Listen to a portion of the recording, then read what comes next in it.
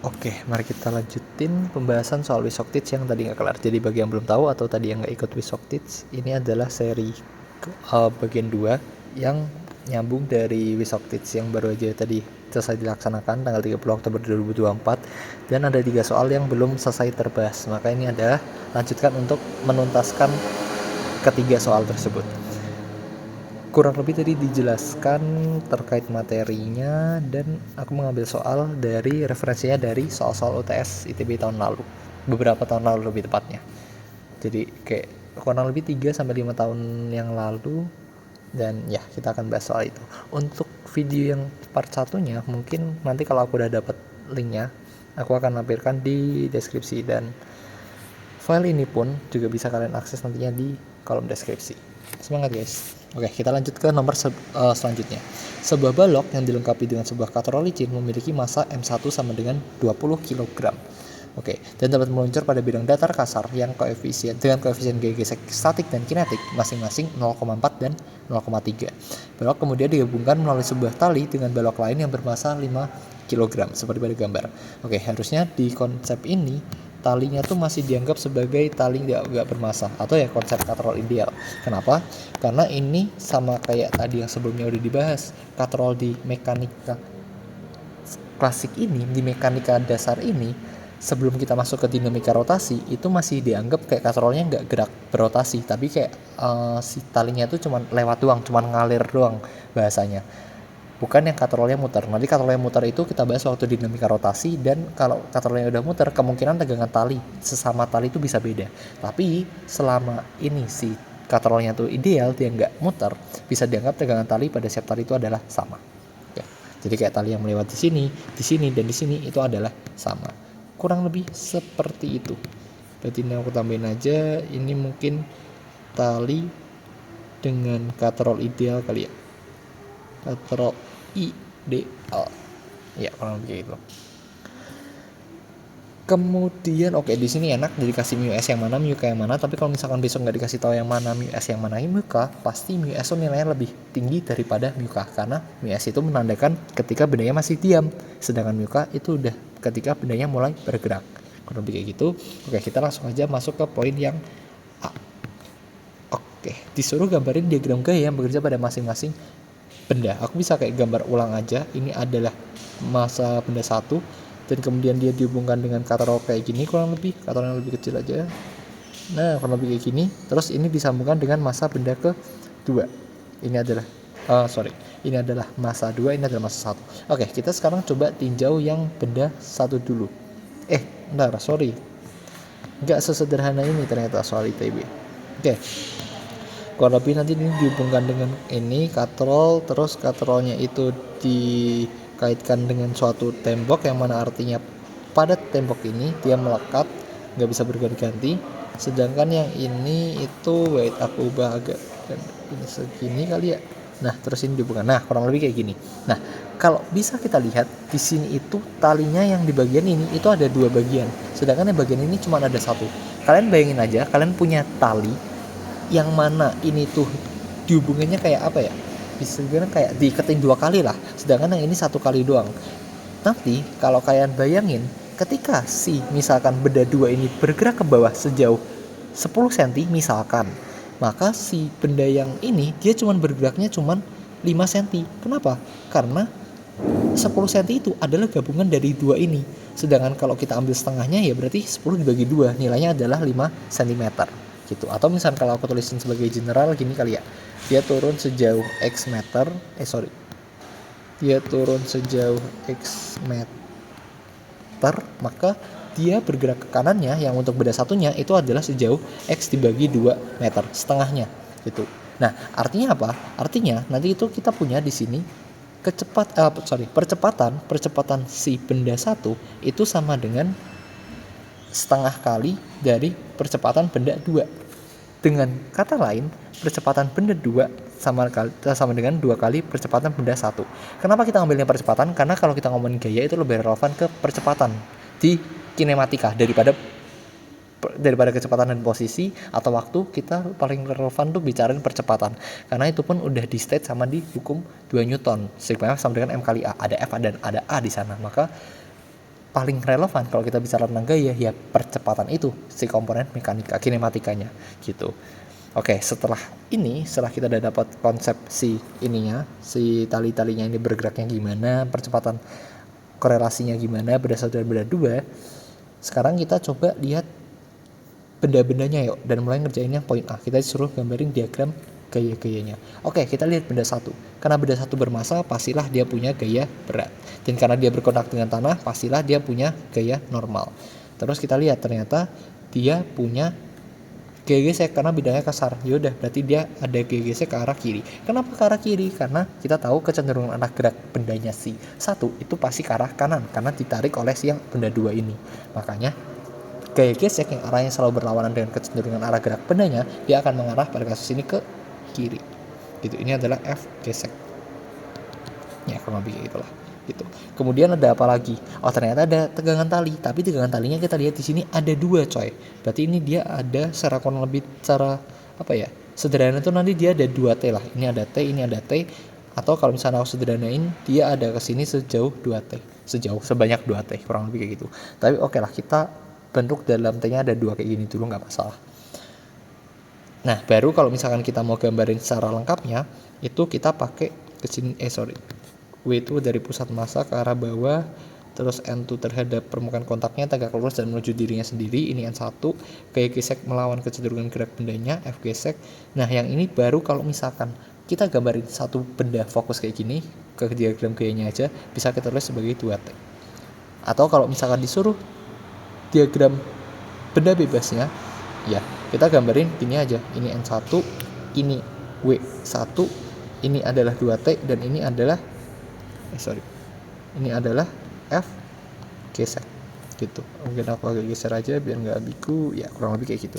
Oke, sekarang kita tinjau yang massa benda 2 atau benda massa 2, ya kurang lebih kayak gini.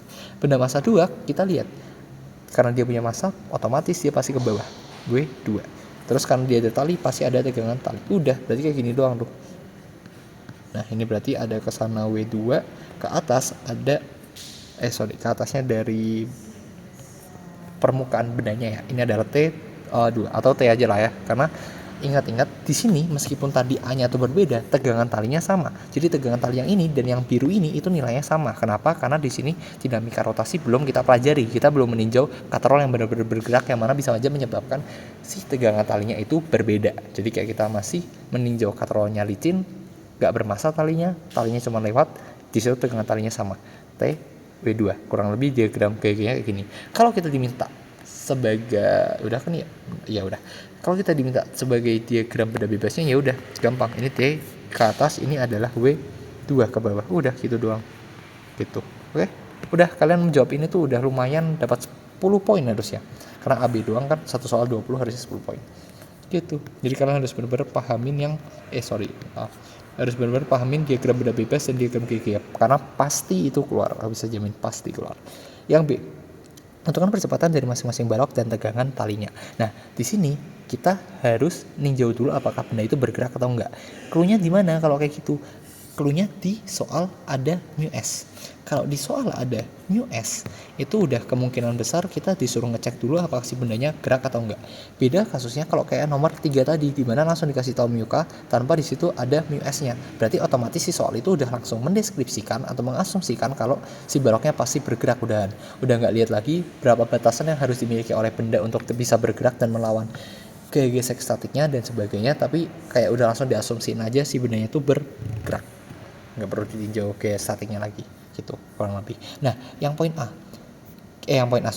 B, tentukan percepatan dari masing-masing balok. Kita harus lihat tadi M1 nya bergerak dulu atau enggak. Cara lihatnya gimana?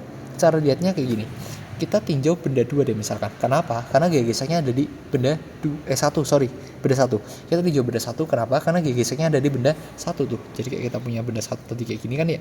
Ini 2T, ini ke bawah tuh W1, ini ke atas tuh adalah N1.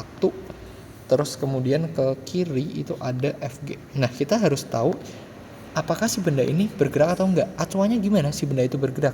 Ya jelas si 2T ini dia harus bisa melawan F geseknya. Dalam arti di sini itu kita pakai F gesek statik dulu karena kita mau cek apakah benda bergerak. Nah, syaratnya syarat untuk syarat untuk benda bergerak itu adalah 2T-nya itu harus lebih besar dari F gesek statik. Biasanya aku nulisnya gini, 2T itu adalah F selain gesek.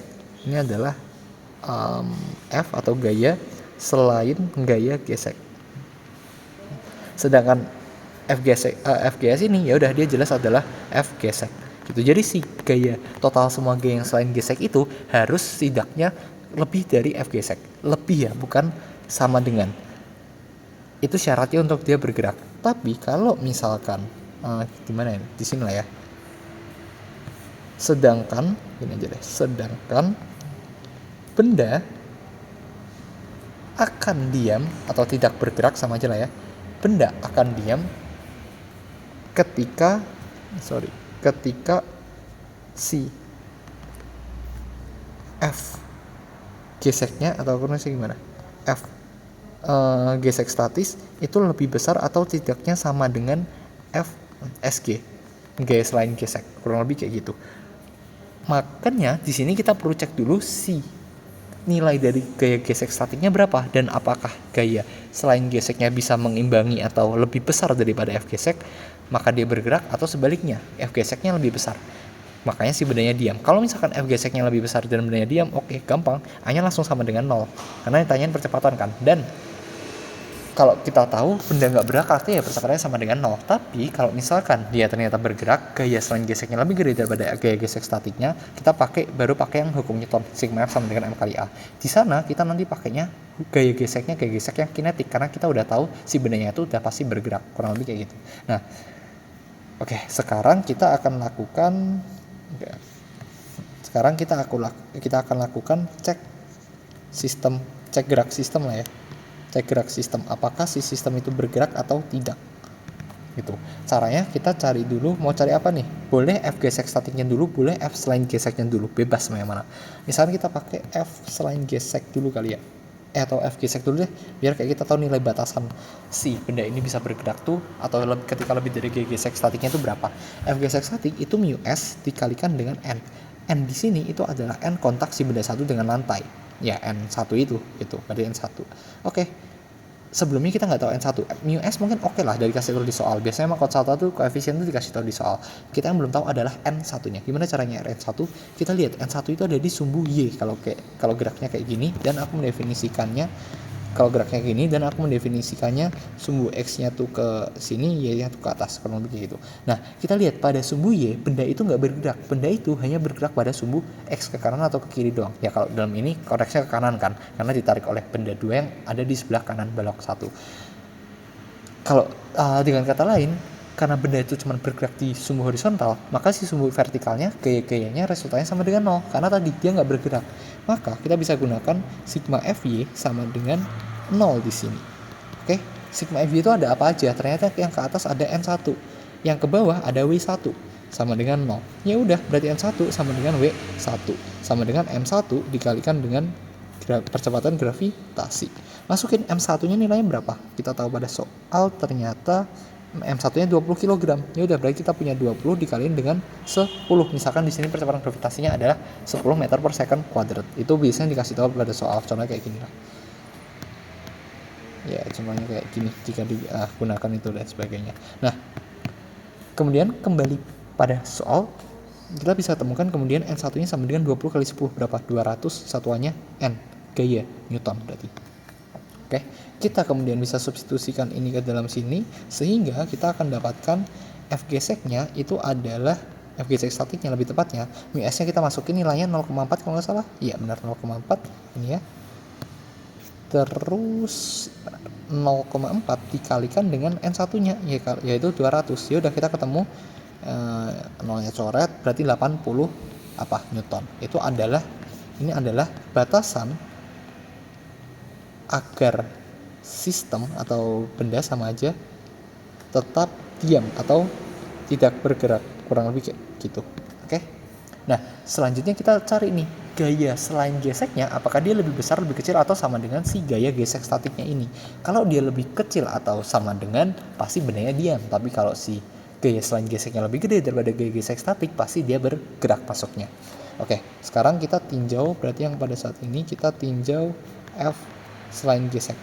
Oke, kita lihat pada benda satu, oh ternyata F selain geseknya itu 2T itu tuh. Jadi F selain gesek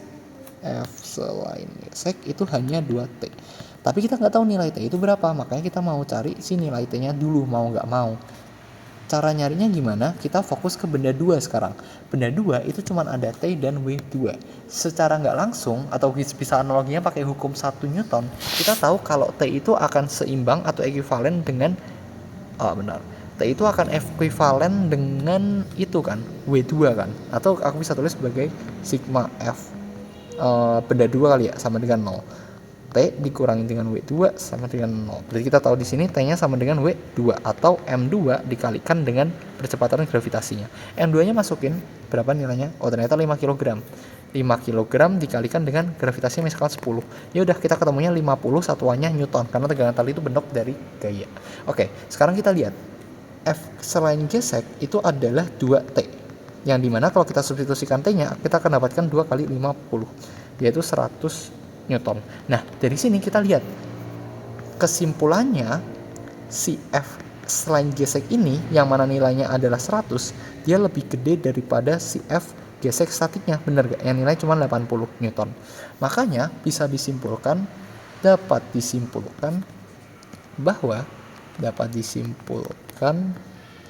bahwa benda akan bergerak. Hati-hati, kalian harus ngecek ini. Kenapa? Karena kalau kalian repot-repot tiba-tiba nyari percepatannya tanpa ninjau ini benda bergerak atau enggak, tiba-tiba ternyata bendanya harusnya diam. Udah, perhitungan kalian panjang akan tiba-tiba 0, salah gitu. Karena si bendanya diam, percepatannya 0, nggak perlu kalian cari percepatannya gitu.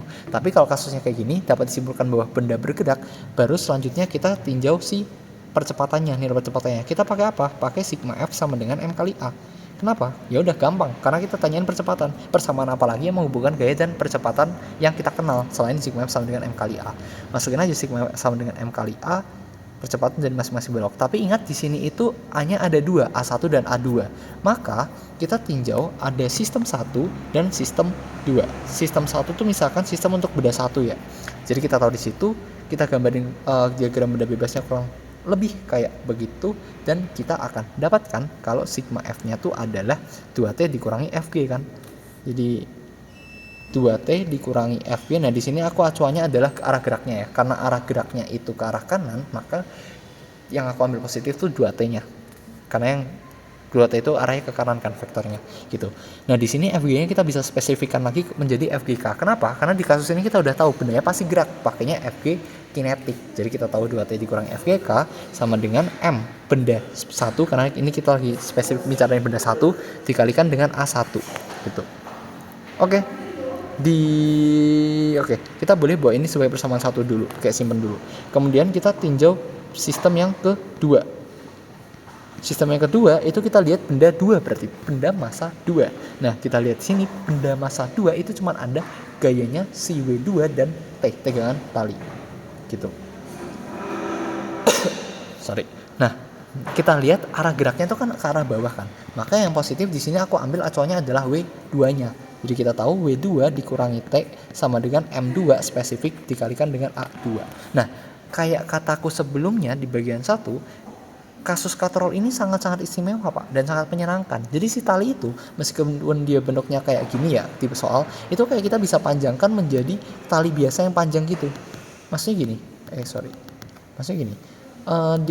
di kasus ini, di konteks ini kan kita punya talinya tuh gini kan harusnya, dimana kayak ini ada T, ini ada T, terus ke sana ada arah FG, terus ini ada misalkan W2 gitu ya, di sini ada T, itu dan sebagainya. Itu kayak bisa aku luruskan menjadi kayak gini aja, lurus.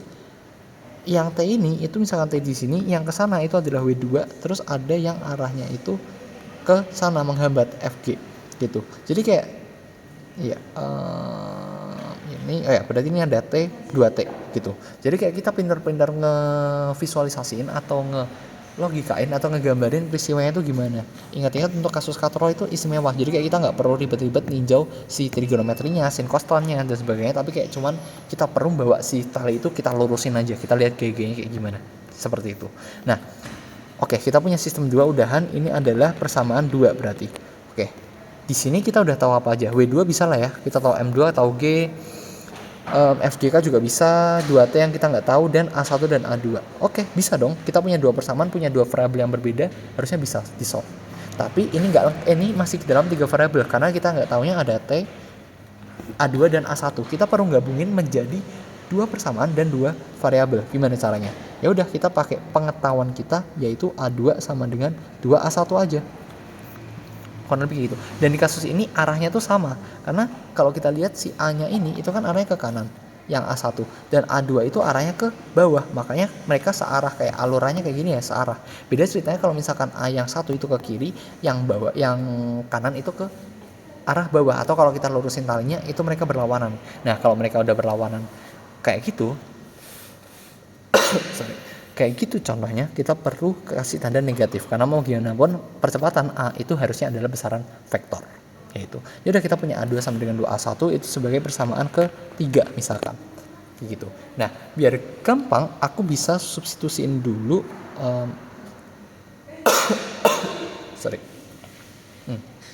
aku bisa substitusiin persamaan 3 ke dalam persamaan apa yang ada A2 nya 2 ya, ini A2 ini, jadi aku substitusiin ke sini sehingga akan didapatkan W2 dikurangi T sama dengan M2 dikalikan dengan 2A1, tahu ya, jadi sama dengan W2 dikurangi T sama dengan 2M2A1. Ini adalah persamaan pertama persamaan keempat.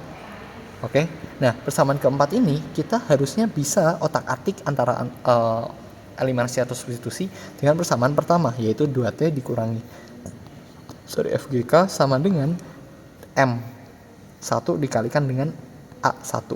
Nah, kenapa harusnya kita bisa nge-solve ini?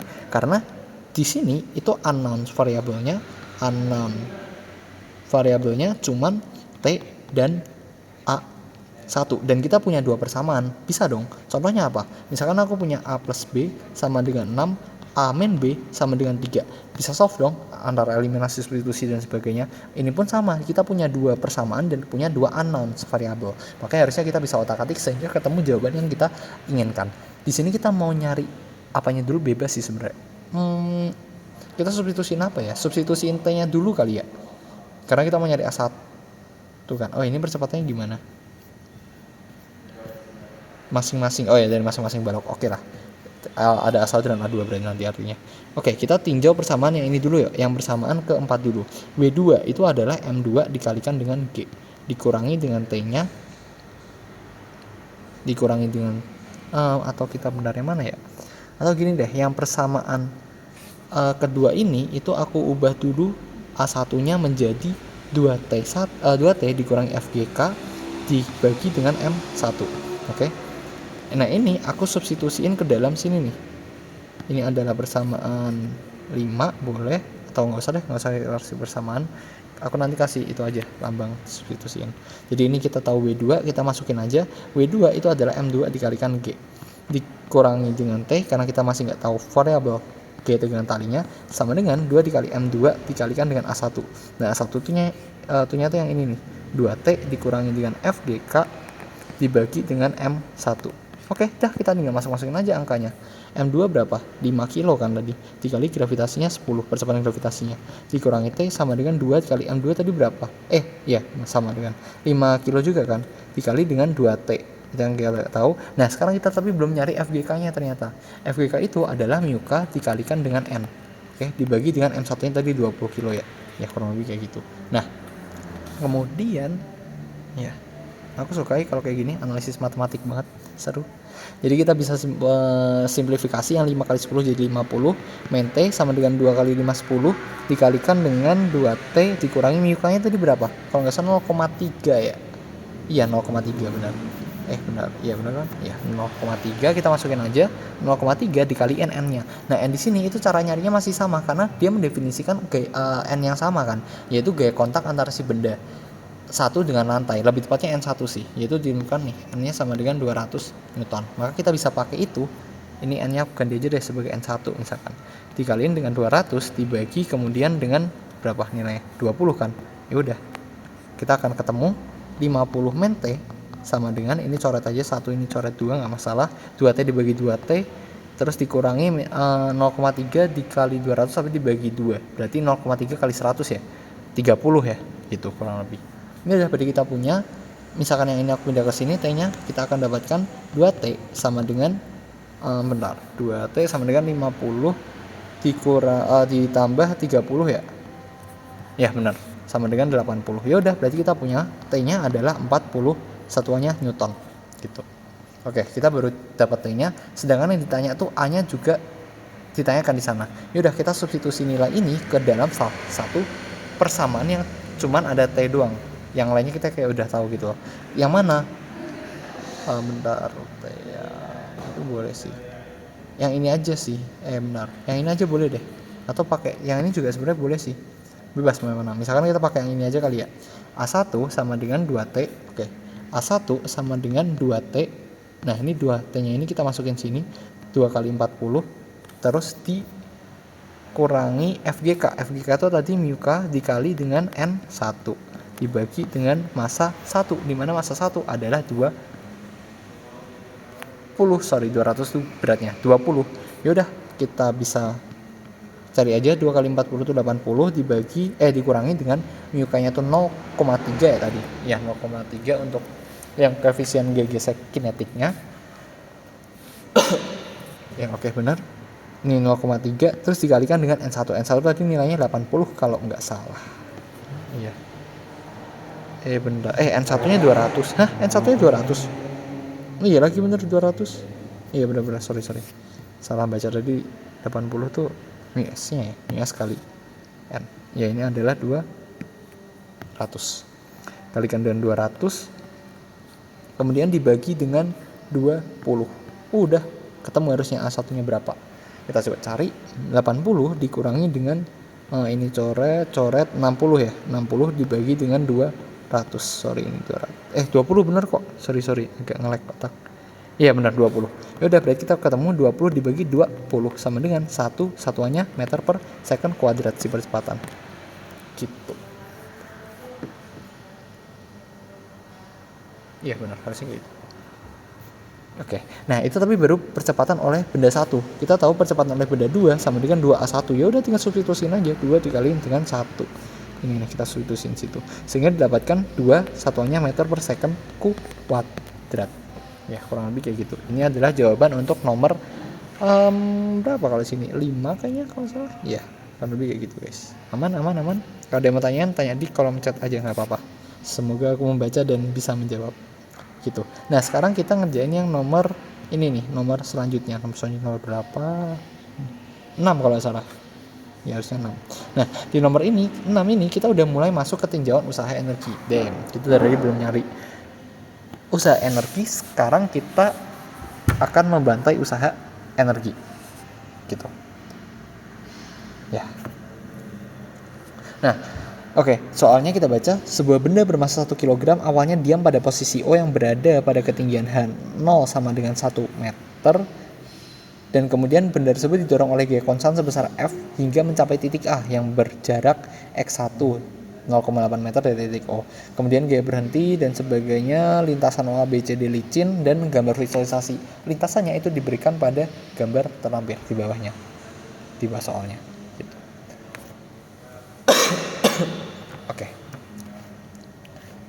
Oke, kemudian ya. Oke. Nah, kemudian yang tanya di poin A itu energi kinetik yang dimiliki benda tersebut di titik A. Oke, yang benda B, benda tersebut kemudian meluncur di bawah melewati bidang BC sehingga naik dan berhenti titik P dengan ketinggian H1. Tentukanlah H1 itu berapa.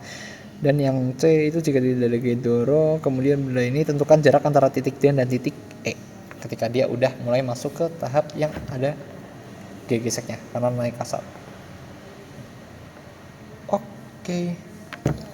Nah, intinya kalau kita bicara tentang usaha dan energi di sini, itu lebih kepada menyenangkan. Bukan lebih kepada menyenangkan sih, tapi kayak lebih menyenangkan daripada tinjauan dinamika tadi. Kenapa? Karena sebenarnya walaupun gambarnya dan kasusnya tuh lumayan kompleks kayak gini, pengerjaannya sederhana. Kayak kita cuman intinya tuh meninjau 2 titik, dan di 2 titik itu kayak kita lihat aja ada energi atau usaha apa aja yang berlaku pada titik itu. Terus dengan menggunakan hukum kekalahan energi, atau biasanya kita lebih spesifiknya hukum kekalahan energi mekanik, karena bendanya bergerak, cari aja tuh energi ini dikonversi menjadi energi ini sehingga didapatkan energi yang terkonversi itu berapa, atau kalau lebih spesifiknya ditanyain V-nya berapa dalam energi kinetiknya misalkan, dan seterusnya. Intinya di sini kita tuh mainan sama tinjauan 2 titik, kurang lebih kayak gitu. Nah, untuk yang mengerjakan poin A,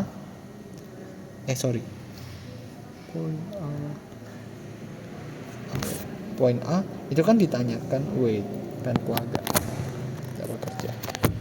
Oke.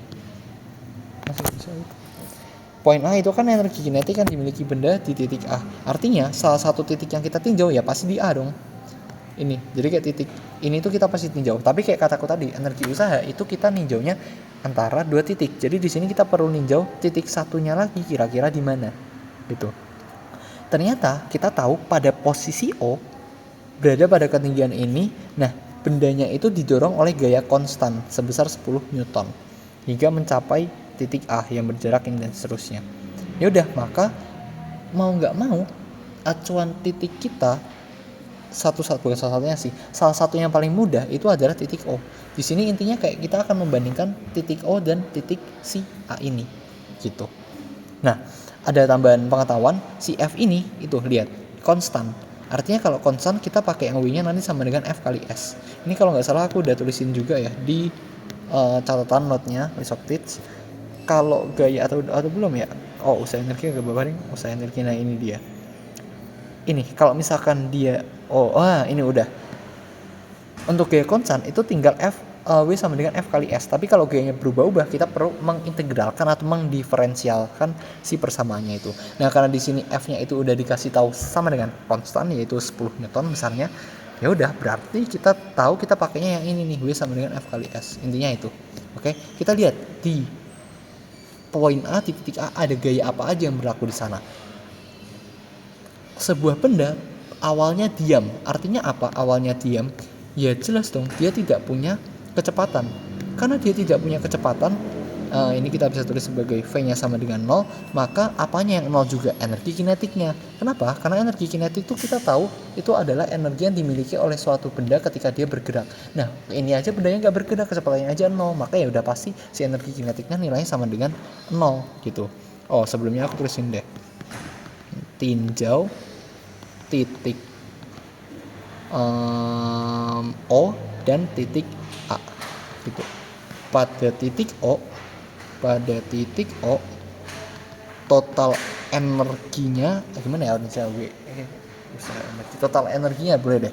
Total energinya pada poin O itu adalah tadi EK dia nggak ada karena dia nggak punya kecepatan, otomatis V-nya 0, otomatis setengah mv kuadrat V-nya 0, EK-nya juga 0. Tapi EP kita lihat, EP-nya di sini nggak ada pegas, berarti bukan EP pegas, tapi dia ada ketinggian ternyata H0. Artinya di situ kita pakainya yang EP gravitasi. EP gravitasi, ya si punyanya benda O gitu. Ada apa lagi? Ternyata dia dikenai gaya, maka kita pakai teorema pengubahan usaha dan energi, yaitu usaha adalah perubahan energi.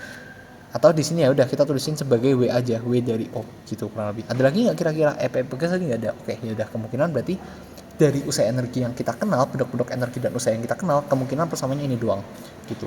Kemudian kita tinjau pada titik A, sigma E dari A itu adalah ada apa aja tuh kita lihat di titik A. Apakah dia punya kecepatan? Punya, karena si bendanya itu awalnya diam kemudian dikenai gaya. Gaya sama dengan M kali A, berarti ada percepatan di sana. Yang awalnya diam dikasih percepatan, bergeraklah beliau. Makanya di situ ada kecepatan. Makanya pasti ada EK A-nya, dan itu pun sebenarnya ditanyain pada soal kan, EK A. Kurang lebih kayak gitu. Terus ada gravitasi nggak? Oh, ternyata ada. Gravitasinya apa? percepatan energi potensial gravitasinya apa? Ya gara-gara ada si H0 inilah. Ada si ada si Buddha inilah, si H0 ini. Makanya kita pakai tambah EP si gravitasi tapi ketika di titik A, kurang lebih kayak gitu. Ada lagi nggak EP pegas misalkan, energi potensial pegas? Oh ternyata nggak ada, karena nggak ada pegas di sana. Energi potensial pegas tuh hanya ada ketika di titik yang kita tinjau ada pegasnya. Energi potensial gravitasi juga ada hanya ketika yang kita tinjau itu sistemnya punya ketinggian tertentu. Setengah mv kuadrat si Eka juga hanya ada ketika sistemnya sedang bergerak atau punya V yang nilainya tertentu. Lebih kayak gitu. W juga sama, ada gaya yang berlakukan dan gayanya harus memindahkan bendanya sejauh S tertentu, jarak tertentu. Kalau dikasih gaya tapi nggak bergerak, sama aja usahanya 0. Karena kayak ya mau gimana pun kita nggak tahu outputnya, kita kayak cuman ngomong udah dikasih gaya kok tapi nggak ada perpindahannya, jadi kayak nggak ada hasilnya. Makanya tadi usahanya 0, kurang lebih kayak gitulah gitu. Oke, berarti EP pegas nggak ada. Sekarang usaha, apakah ada usaha? Ternyata enggak. Usahanya kalau kita lihat tuh dia berhenti pada saat jaraknya, di sini nggak di state langsung sih, tapi yang aku tangkap di sini tuh ketika jaraknya 0,8 si benda ini udah nggak dilakukan atau dikenai gaya lagi, karena di sini kan dia udah mau OTW keluar kan, meluncur dan seterusnya, maka kayak udah gayanya itu di stop ketika di titik tepat akan menempuh A. Jadi di A itu nggak ada usahanya, jadi gayanya sama dengan 0. Ya udah, dengan menggunakan gimana bahasanya? Bentar, ini dengan menggunakan hukum kekekalan energi. Nah sebenarnya ini boleh aja kita pakai energi mekanik, tapi akan kurang karena energi mekanik itu tadi cuma EK tambah EP kan. Kalau kita lihat teorinya, dia hanya berlaku untuk sistem yang semacam konservatif, nggak ada gaya luar lah. Sedangkan di sini ternyata sistemnya dikenai gaya, yaitu F sebesar 10 Newton. Makanya dia muncul si W0 ini. Makanya kita nggak bisa pakai energi mekanik, karena energi mekanik itu nggak mencakupi si W0 ini. Dia cuma ada EK dan EP doang. Maka kita pakainya yang lebih generalnya, yaitu hukum kekekalan energi, di mana sigma dari energi di titik O, sigma energi titik O itu harus sama dengan sigma energi di titik A. Kenapa? Karena nggak boleh ada gaya yang tercipta atau termusnahkan, melainkan gayanya itu hanya terkonversi satu dengan lainnya. Gitu ya, kayak ganti wujud doang lah, ganti bentuk gayanya doang. Oke, kita masukin sigma E0 itu ada EP gravitasi 0 di titik 0 ditambah dengan W0 ya kan. Sama dengan sigma EA itu adalah EKA ditambah dengan EP gravitasi A gitu. Oke. Ya, benar. Nah, kemudian ya udah EP gravitasi itu apa sih? M, karena di sini M-nya sama ya, karena mencakup pada satu benda yang sama kan, berarti itu sendiri kan. Ya udah, M kali G kali H. Hanya berapa? H0 itu kan. Atau yang nilai 1 meter itu kan. Udah, ini bebas sih kita mau masukin berapa. Misalkan H0 dulu deh, dalam variabel dulu. Ditambah W0. W itu tadi aku udah ngomong, di sini gayanya bekerja adalah gaya konstan F nilai tertentu 10 Newton. Maka W-nya adalah F dikalikan S. F-nya 10 Newton tadi dikalikan dengan S atau jaraknya. Di sini jaraknya apa sih? X1 ya. Ya udah, kita nyatakan dalam X1 aja biar relevan dan sesuai dengan konteks soalnya. Sama dengan EKA, itu yang mau dicari. Kita nggak perlu urai sebagai setengah mv kuadrat kecuali yang ditanyakan kecepatan pada A. Nah itu baru. Tapi karena di sini ditanyakan energi kinetik pada titik A, kita cukup tuliskan sebagai EKA aja. Kemudian ditambahkan dengan EP gravitasi A, berarti kita punya M kali G kali HA. Nah tapi kita lihat ternyata HA maupun HO itu berada pada H0. Jadi yang ini aku bisa ubah sebagai yang ini aku bisa ubah sebagai MG0 H0 tuh, karena dia sama ya kan, sama kayak apa, sama yang ini nih. Kalau kita lihat ketinggiannya tuh masih sama segini, ketinggiannya tuh masih sama segini aja untuk titik A dan titik O. Dengan demikian kita bisa silang MGH0 ini, karena kalau misalkan kita pindah ruas ke sini jadi negatif kan, jadi kekurangan, jadi dikurangi, jadi kayak saling menghilangkan, sehingga kita punya EKA yang mau kita cari nilainya ini sama dengan F dikalikan dengan X1. Masukin aja F nya berapa tadi, 10 Newton, X1 nya berapa, 0,8 meter kalau nggak salah, iya 0,8 meter. Ya udah, berarti dikalikan dengan 0,8 kali 10 berapa, 8. Satuannya apa? Energi. itu skalar satuannya pasti joule. Bukan pasti sih, tapi di fisika satuan internasionalnya adalah joule, kurang lebih kayak gitu. Oke, itu menjawab poin A. Selanjutnya kita akan membahas poin B. Gitu. Poin B yang ditanyakan adalah benda tersebut kemudian meluncur ke bawah melewati bidang BC hingga naik dan berhenti di titik P dengan ketinggian H1. Tentukan nilai dari H1 itu sendiri. Gitu. Oke. Kayak kataku tadi, kita perlu lagi ninjau 2 titik. Titik 1 jelas dong yang P ini, karena yang tanyain tuh H1 di titik itu tuh. Yang kondisi keduanya ini sebenarnya bebas, kita mau tinjau yang mana. Tapi karena kita nggak tahu kecepatan di titik B atau kecepatan di titik C, karena kan yang namanya meluncur kan pasti punya kecepatan kan. Konteks dan konsepnya itu gini, jadi si baloknya ini dia kemudian akan terjun bebas hingga pada di titik P ini nih, si kecepatannya tuh 0, karena kayak di titik ini tuh bendanya udah diem gitu loh. Tapi sepanjang jalur lintasan ini kan dia masih punya kecepatan kan. Kalau kita tinjau titik B sia-sia karena kita nggak tahu kecepatan di titik B. Dan kalau kita tinjau kita tinjau titik C sia-sia juga, kita nggak tahu kecepatan di titik C. Ya mau nggak mau gampangnya kita tinjau yang A ini karena kita tahu kecepatan dari titik A, atau lebih luas lagi kita udah dapetin energi kinetik di titik A pada poin A tadi gitu, kurang lebih. Oke. Nah ya gitu. Nah maka dari itu maka dari itu kita pakainya di sini ya udah titik satunya lagi selain P ya A itu sendiri lagi gitu. Jadi A kita gunain 2 kali untuk ninjau di titik A, di poin A dan di poin B. Ya udah, jadi kita punya di sini apa tuh? Nah, kita lihat di sini pada si A sampai ke P itu ternyata dia nggak punya energi, dia nggak punya gaya gesek yang bekerja dari luar, gaya gesek eksternal lah. Soalnya kalau tadi itu F yang sama dengan 10 Newton, di sini kan nggak ada. Atau dia lantainya belum kasar, dia belum ada gaya gesek. Gaya gesek kan salah satu bentuk energi gaya eksternal juga kan. Karena belum ada gaya gesek di sana, maka hukum kekekalan energi yang berlangsung atau yang berlaku itu adalah hukum kekekalan energi mekanik gitu yang berlaku. Nah, kita tahu hukum kekekalan energi mekanik apa? EM kondisi awal harus sama dengan EM kondisi akhir.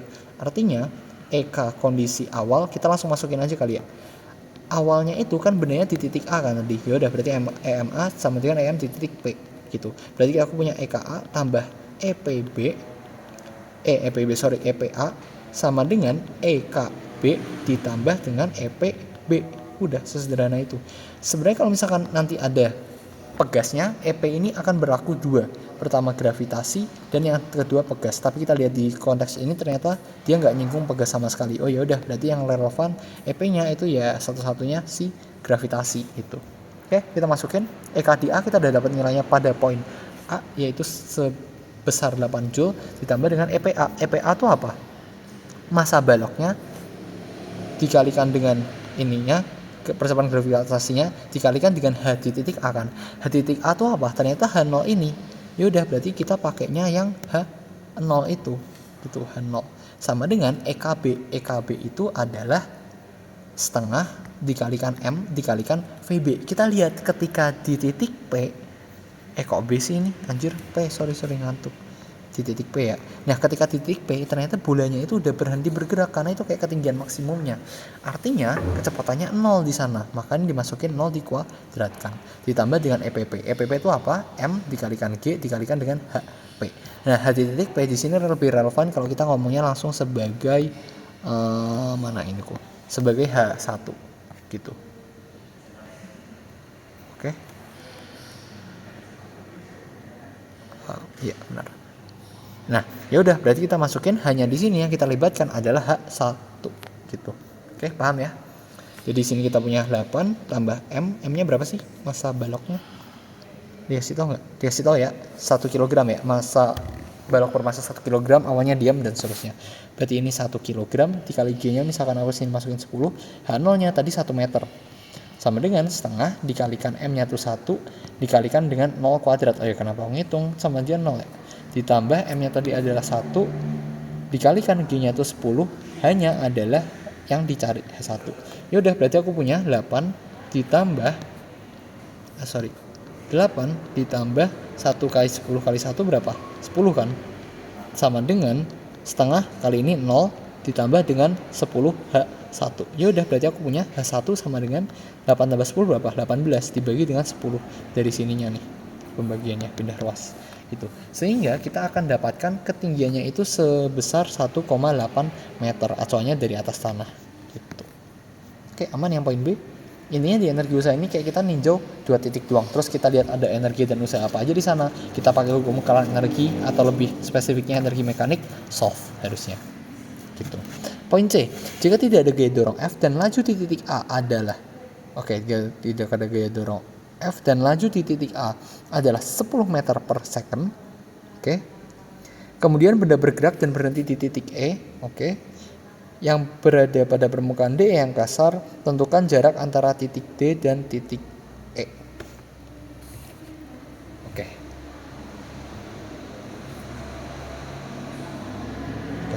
Nah, dan laju di titik A adalah Di sini arti dari tidak ada gaya dorong dan laju di titik A itu kayaknya dosennya pengen menyelamatkan kita deh.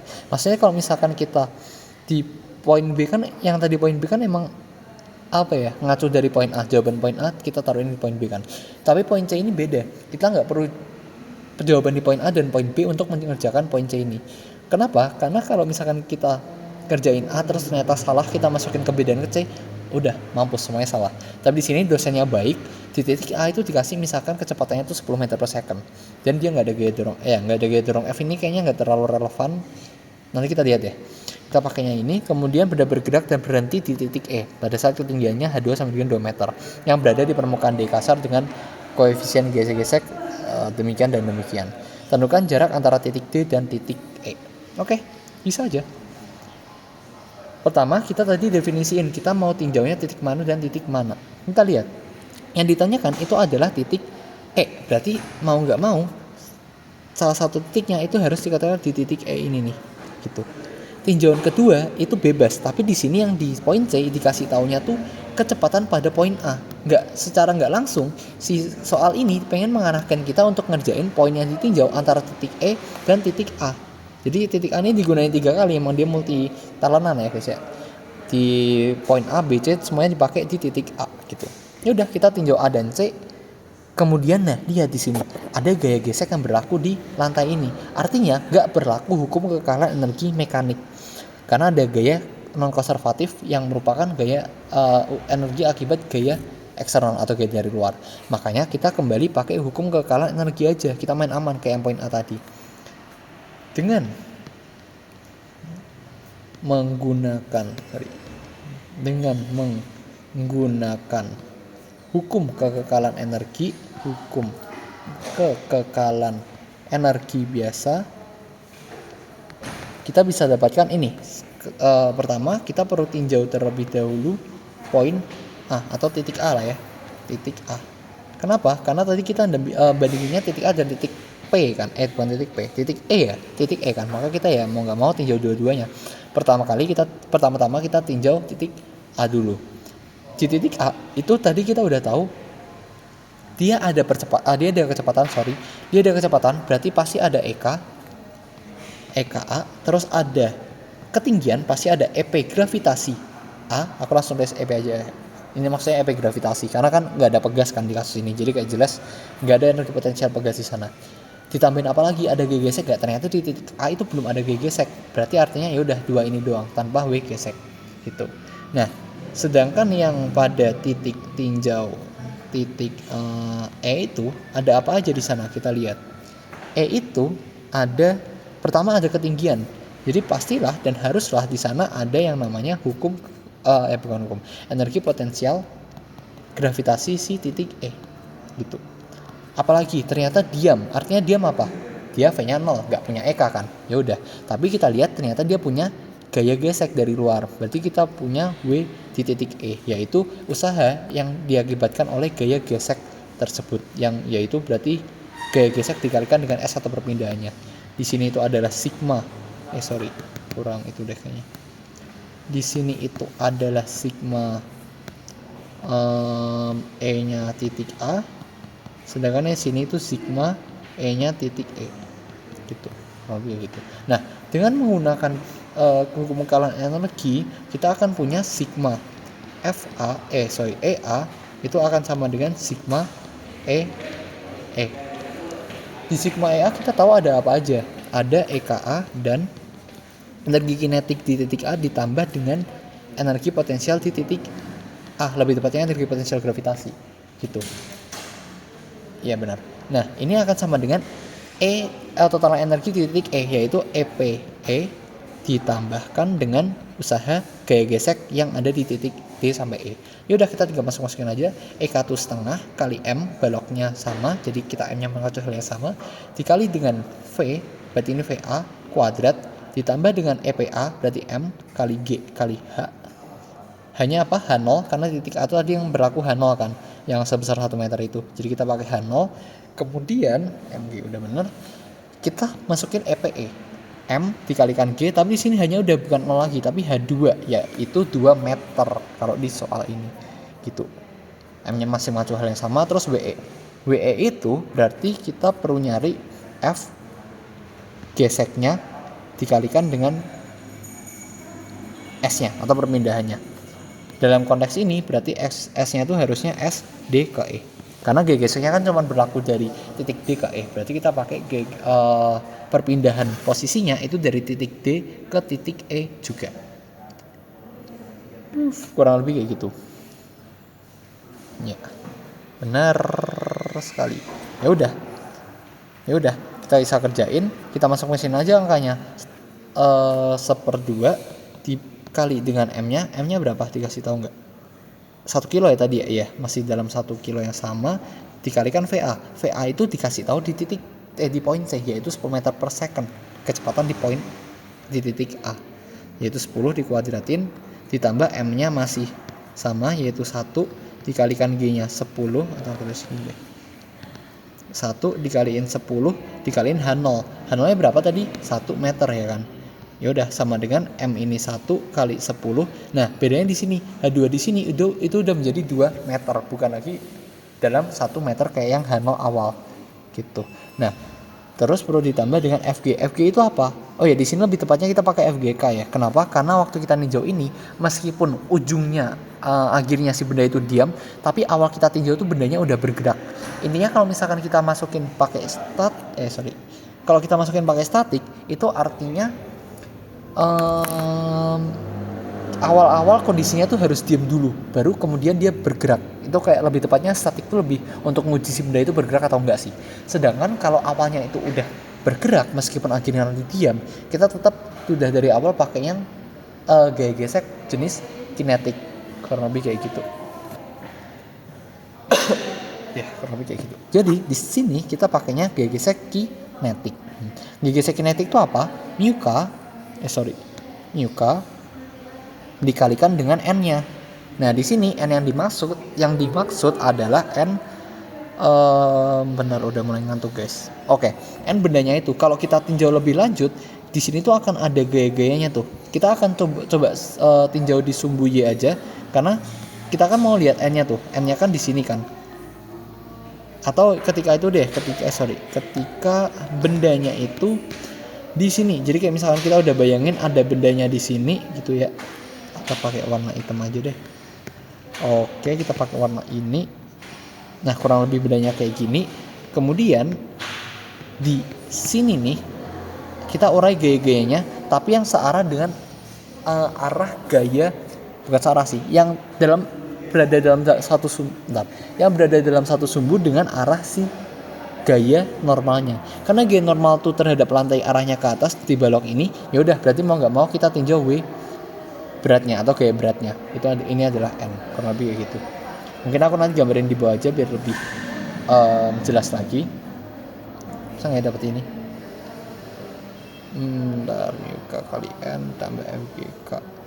Yang tanya apa sih? Yang tanyain itu adalah, sampai lupa yang tanyain. Tentukan jarak antara titik D dan E ya. Oke, berarti SDE-nya itu. Oke, bagus sekali. Ya, benar. Oke. Ya udah, berarti kita aku tambahin deh, kayaknya nggak bakal cukup deh. Oke. Di sini oke. Μk dikalikan N ditambah dengan dikali dengan SDE kan, karena itu kan ini kan baru mencakupi si ini FGK itu kan, terus berarti perlu dikali dengan SDE, karena ya yang mau kita cari itu SDE itu sendiri. Jadi kayak nggak mungkin SDE-nya tuh tiba-tiba hilang ya, nggak mungkin SDE tiba-tiba hilang atau kayak ada nilainya tiba-tiba, nah itu nggak mungkin, karena yang kita cari di sini ya si SDE itu sendiri. Jadi SDE tetap dalam variabel SDE. Nah sekarang tugas kita adalah cari nilai gaya normalnya terlebih dahulu. Kita bisa tadi pakai tinjauan, misalkan bendanya lagi bergerak ke arah bawah, itu ada benar aku gambar ininya naik dikit ya. Nah kurang lebih kayak gini. Oke. Wait. Nah kemudian kita bisa urain gaya-gayanya yang terhadap yang searah dengan arah gaya yang mau kita tentuin. Karena di sini kita mau nentuin gaya normalnya, maka kita tinjau gaya-gaya yang ada pada arah sumbu Y-nya. Kita lihat di arah sumbu Y ada apa aja. Tadi aku udah gambar, karena si balok ini bermasa 1 kg, pasti dia ada yang namanya gaya berat, ya kan, yaitu W.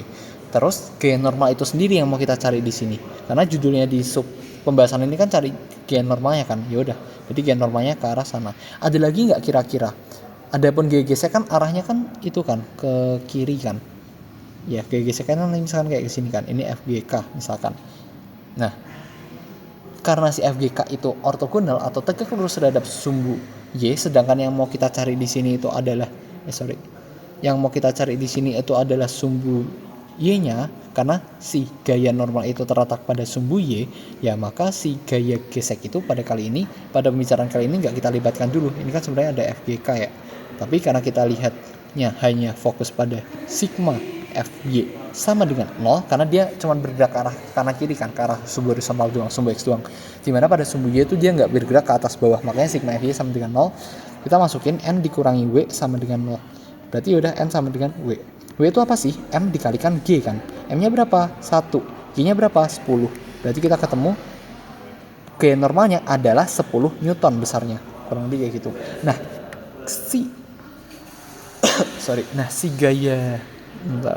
si gaya normal ini kemudian kita bisa substitusikan kembali pada persamaan di atas untuk menentukan si nilai jarak antara titik D dan titik E-nya atau si SDE-nya.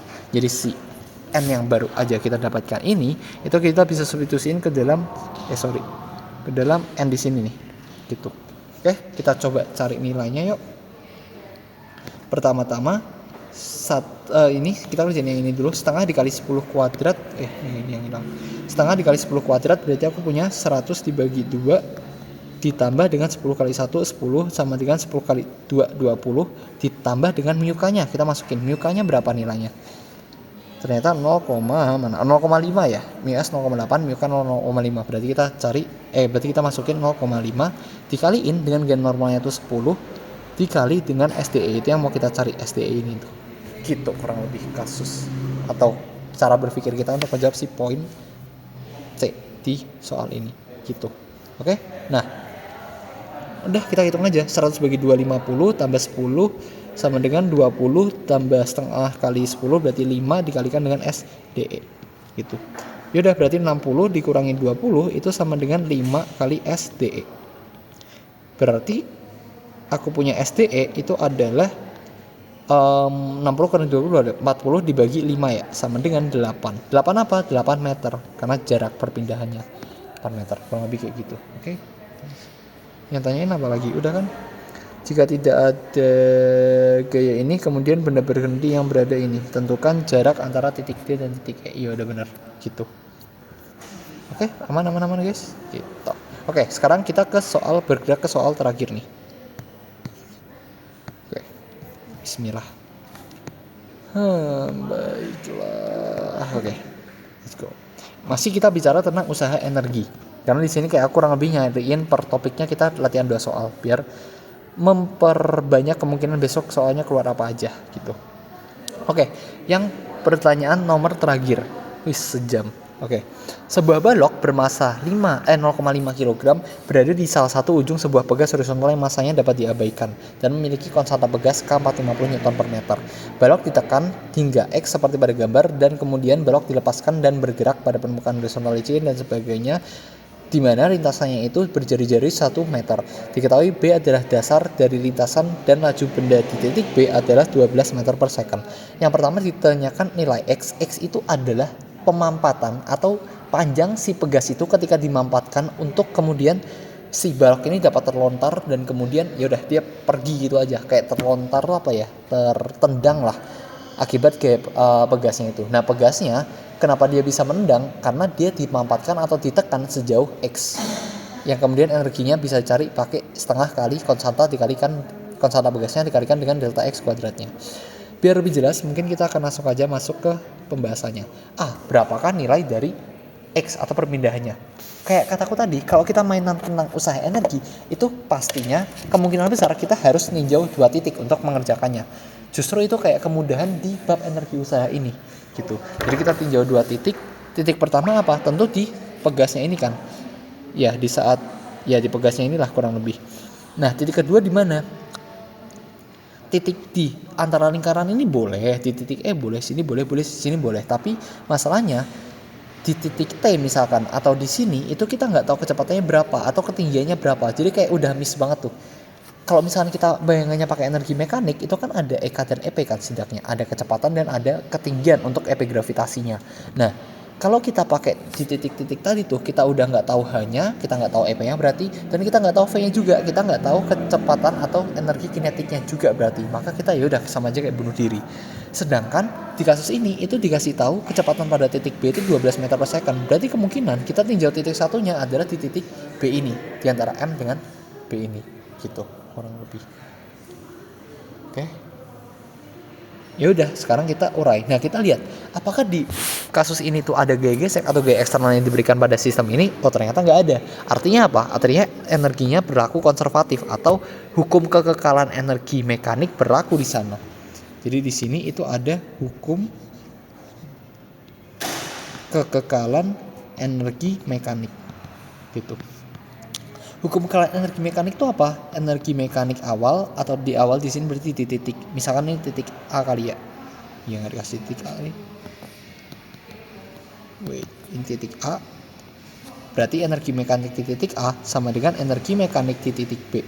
Artinya EK di titik A ditambah dengan EP di titik A sama dengan EK di titik B dan EP di titik B.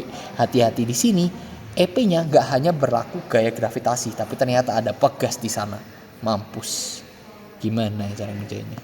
Gampang aja. Kita EP-nya ini kita bagi apa ya? Bukan bagi sih, kayak kita cakupin dua-dua komponennya antara EP gravitasi A dan EP pegas A. Begitu juga untuk yang di sini nih. Kita gabungin juga yang di sini itu EP gravitasi titik B dan EP gravitasi titik A. Kurang lebih kayak gitu. Gitu. EP pegas, sorry ngantuk. EP pegas di titik B gitu. Oke? Ngantuk. Nah, kita lihat sekarang. Berarti kan total energi mekaniknya di sini, hukum kekekalan energi mekaniknya jadi kayak gini kan. EKA tambah EP gravitasi A ditambah dengan EP pegas A sama dengan EKB ditambah dengan EP gravitasi B ditambah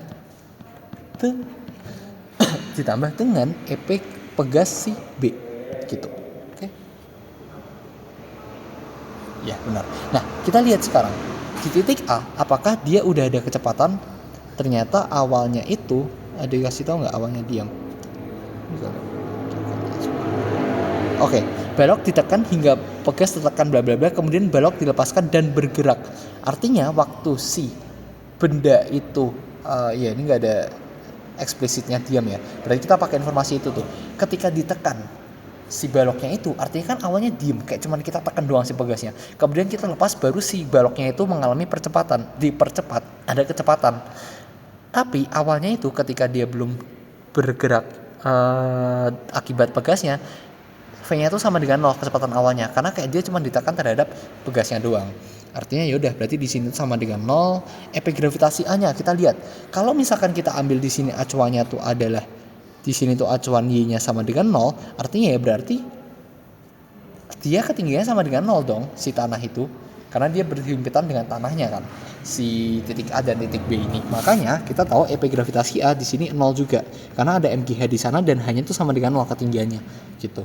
Nah, kita bisa langsung substitusikan sama dengan 0. Sekarang EP pegas A, oh ternyata ada karena itu emang adalah sistem pegas nih di sini. Ya sorry di inilah. Itu adalah sistem pegas. Maka kita bisa pakai EP pegas. Kita lihat di catatan EP pegas tadi besarnya apa? Rumusnya. Ternyata rumusnya adalah ini nih. Yang bawah. Setengah kali K dikali delta X kuadrat, mirip kayak kecepatan kayak energi kinetik setengah kali mv kuadrat, tapi di sini setengah dikalikan K konstanta pegasnya dikalikan delta X, atau di sini X doang ditanyain di soal, dikuadratkan sama dengan EKB-nya. Kita lihat apakah EKB ada nilai kecepatan. Oh ternyata ada dan dikasih tahu, berarti artinya dia punya energi kinetik di poin B.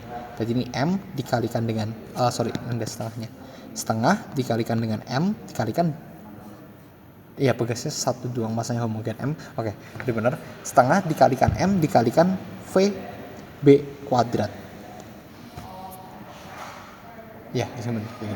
Setengah dikalikan M dikalikan VB kuadrat ditambahkan dengan EP gravitasi B. Sama halnya kayak tadi, si titik B ini letaknya dia berhimpitan dengan tanah, yang mana itu kita jadikan sebagai landasan acuan kita. Si sumbu Y sama dengan 0. Dengan demikian, kita tahu kalau si energi potensial gravitasi titik B ini juga samalah nilainya dengan energi potensial gravitasi yang ada pada titik A, yaitu apa? Yaitu sama dengan 0. Karena tadi hanya sama dengan 0, kita masukkan MGH, berarti MG kali 0 ya nilainya 0 gitu. Oke. Kemudian kita tambahkan dengan EP pegas B. Apakah di titik B ini ada pegas? Ternyata nggak ada. Nih. Di sini tuh dia udah nggak ada pegasnya. Pegas itu cuma ada di sini. Jadi kayak logikanya meskipun yang titik B itu terpengaruh oleh pegas di titik A, tapi di titik B itu sendiri nggak ada pegasnya. Makanya energi potensial pegasnya juga sama dengan 0. Kecuali di titik B tiba-tiba ada pegas. Nah itu berarti ada energi potensial pegasnya. Kenapa kayak gitu? Karena kalau kita lihat di titik B, energi potensial pegas kan setengah kx kuadrat kan. Nah di titik B itu aja pegasnya nggak ada. X itu menunjukkan pemampatan atau penekanan si pegasnya. Kalau di titik B itu pegasnya aja nggak ada, apanya yang mau dimampatkan, apanya yang mau ditekan. Makanya di sana X-nya atau penekanannya, pemampatannya sama dengan 0, atau setengah kali K kali 0 kuadrat sama dengan 0. EP pegasnya sama dengan 0. Yaudah berarti kita punya ini doang nih. Ekuivalen antara EP pegas A sama dengan EK si titik B gitu. Oke.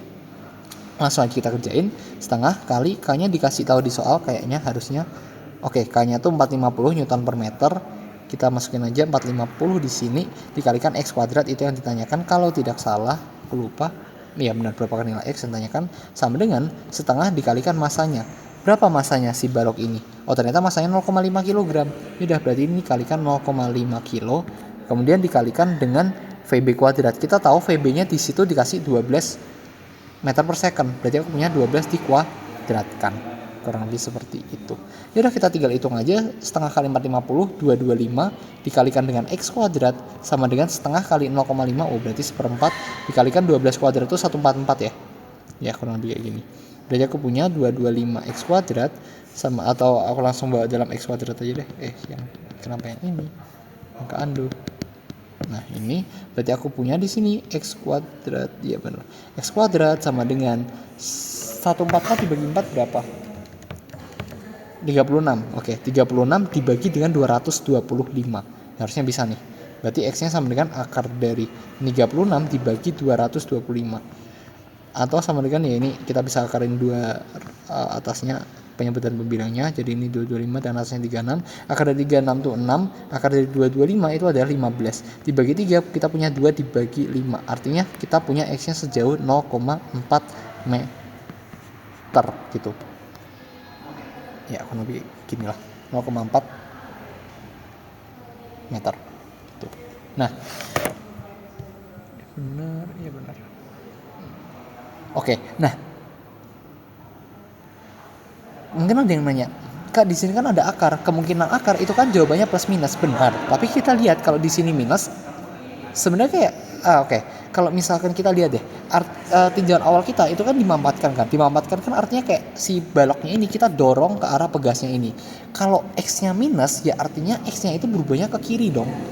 Dan itu nggak masuk akal karena kita dorongnya ke kanan, harusnya mempatnya ke kanan, nggak mungkin ke kiri. Penjelasan kedua, si X itu sebenarnya jelasin si perubahan jaraknya. Jadi dia bukan vektor, dia bukan perpindahan, tapi dia perubahan posisinya, si jaraknya. Jadi kayak kita udah bisa langsung logikain meskipun nanti jawabannya ada negatif, yang kita perluin tuh besarnya doang. Karena jarak itu kan adalah skalar, dan kayak kita cuma mau nyari selisih posisi awal dan posisi akhir. Makanya kita nggak perlu plus minusnya di situ, nggak perlu tandanya di situ. Kita cuma butuh si besar nilai perubahan posisi atau si jaraknya, yaitu 2 meter. Kalau 0,4 sorry ngantuk. 0,4 meter di sana, kurang lebih kayak gitu. Oke, aman menjawab gitu. Sekarang yang poin B. Oke, yang poin B, point blank. Oke, poin B. Poin B itu berapakah laju balok ketika sampai di puncak lintasan di titik T? Oke, sama kayak tadi, kita perlu ninjau kedua titik kalau kita bicara tentang usaha energi nih, konversi usaha energi lebih tepatnya, ekuivalensi konversi usaha energi. Pertama, satu-satunya pasti di titik T, karena itu yang ditanyakan. Pokoknya satu tuh udah jelas, biasanya satu titik itu yang ditanyakan, udah kita plotkan di situ dulu, kita jotkan di sana, kita tinjau posisi itu. Satunya lagi baru yang kita cari terhadap peristiwa yang mana. Sekarang kita lihat, kalau misalkan aku tinjau posisi di sini, sama aja bohong, karena kayak kita nggak tahu hanya ini berapa. Kita nggak tahu juga V-nya di titik itu berapa.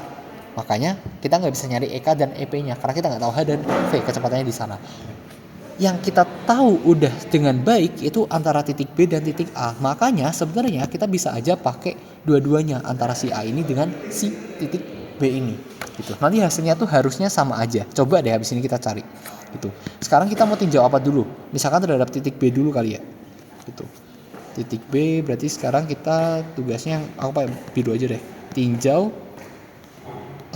karena dia nggak ada lagi-lagi nggak ada hukum apa sih, nggak ada gaya dari luar, nggak ada gaya gesek atau gaya apapun yang diberikan dari luar, berarti yang berlaku tuh hukum kekekalan energi, benar banget, mekanik gitu. Tapi yang kita mau tinjau tuh spesifik hukum energi mekanik titik T dan titik B misalkan gitu. Oke, kita lihat titik B-nya pakai besar. Oke, nggak masalah. Oke, bentar ya, yang titik B. Oke, sekarang kita lihat berarti kita punya EM di titik T itu harus sama dengan EM di titik B. Oke, EM titik T itu terkandung dari EKT ditambah EPT sama dengan EKB ditambah dengan EPB. Kita lihat di sini, apakah di titik T dan titik B itu punya pegas? Oh, ternyata dua-duanya nggak punya. Makanya dengan demikian P-nya itu pasti adalah P gravitasi gitu. Jadi kita masukin aja ini, kita lihat setengah dikalikan M dikalikan V pada T kuadrat. Kita tahu tadi pada titik T itu kan dijelaskan di soal kalau dia udah diem kan bolanya. Makanya nanti kita tuliskan si VT-nya itu sama dengan 0 di sana, yaitu si kecepatannya 0 dan membuat si bendanya itu diam kayak yang dideskripsikan pada soal. Kurang lebih kayak gitu. Oke, aku lanjutin dulu aja, ditambah dengan M kali G karena ini yang berlaku adalah potensial gravitasinya pada titik T, berarti MG kali H. Yang tanya apa sih H-nya ya? Enggak, berapakah laju balok ketika sampai di puncak? Enggak deh. Sorry, ngantuk. Sorry. Maaf apa. Aku revisi perkataanku barusan karena aku salah nangkep. Aku kira tadi si di titik T itu udah diem gitu loh. Jadi kayak oke, sorry, salah kasus, salah soal. Oke, sorry. Kita lanjutin lagi, kita balik lagi ke perkataanku sebelumnya. Ngantuk si EKT itu kan tadi bener. Kenapa aku hapus ya? Ini adalah setengah kali M kali VT kuadrat. V-nya itu yang perlu kita tinjau, nanti nilainya berapa gitu. Kita perlu tambahin dengan EPT, artinya kita perlu kita perlu nyari kita perlu nentuin ketinggian si titik T itu dari pusat landasan lantai yang mana kita jadikan sebagai acuan, dia sama dengan 0 di sana gitu ya. Nah, kita masukin dulu rumusnya EP gravitasi pada titik T, berarti kan M dikalikan G dikalikan dengan H pada saat titik T kan. Yaudah, berarti sama dengan EKB itu adalah setengah dikalikan M dikalikan VB dikuadratkan ditambah dengan EP di titik B, berarti M kali G kali H di titik B. Udah kita analisis satu-satu. Setengah masanya tadi berapa? 0,5 ya kalau nggak salah. Ya benar 0,5, kita substitusiin M nya sama dengan 0,5 terus dikaliin dengan VT kuadrat karena itu yang mau kita cari, ditambah dengan M nya 0,5 lagi. Oh ini sebenarnya bisa di cancel semua sih, tapi oke lah, dikalikan H dikalikan HT.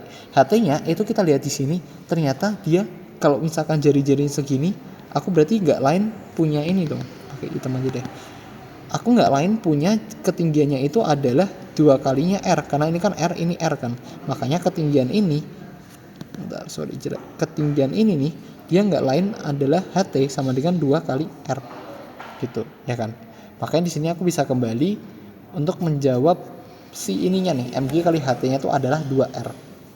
G nya mungkin aku masukin aja kali ya 10 nilainya, 10 kali 2R gitu sama dengan setengah dikaliin M nya berapa tadi, 0,5 bagus, dikaliin VB kuadrat. Nah pada titik B V nya tuh berapa, ternyata dikasih tahu 12 kan, makanya kita substitusiin di sini. Kok go to page, sorry misal kita masukin 12 di kuadrat kan, 144 ditambah dengan M nya 0,5 dikaliin dengan G nya tuh 10 hanya, tapi di titik B itu kita lihat tadi dia sesuai dengan atau berimitan dengan landasan acuan dia sama dengan 0 kan, maka di sini hanya sama dengan 0. Oke. Karena ini tuh ada M, jadi sebenarnya M-nya ini bisa aku cancel semua guys, tapi karena aku udah terlanjur ya udahlah aku cancelnya di sini semua aja.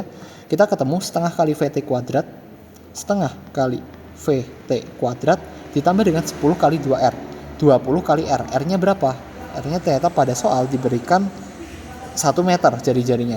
Ya udah kita masukin 1 sama dengan setengah kali 12 kuadrat, 144 di sana ya gitu, setengah dikaliin 12 kuadrat ya 144. Kemudian ya sedangkan yang ini yang si EP gravitasinya titik B, karena dia hanya tuh sama dengan 0 ya berarti otomatis pasti energi potensial akibat efek gravitasinya juga haruslah sama dengan 0 gitu.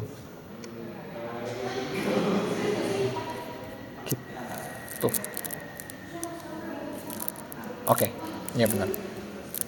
Oke, yaudah sekarang kita hitung-hitung lagi aja lebih lanjut kayak barusan. Kita akan menemukan bahwa setengah VT kuadrat ditambah 20 sama dengan setengah kali 144 berapa? 72 ya? Iya 72.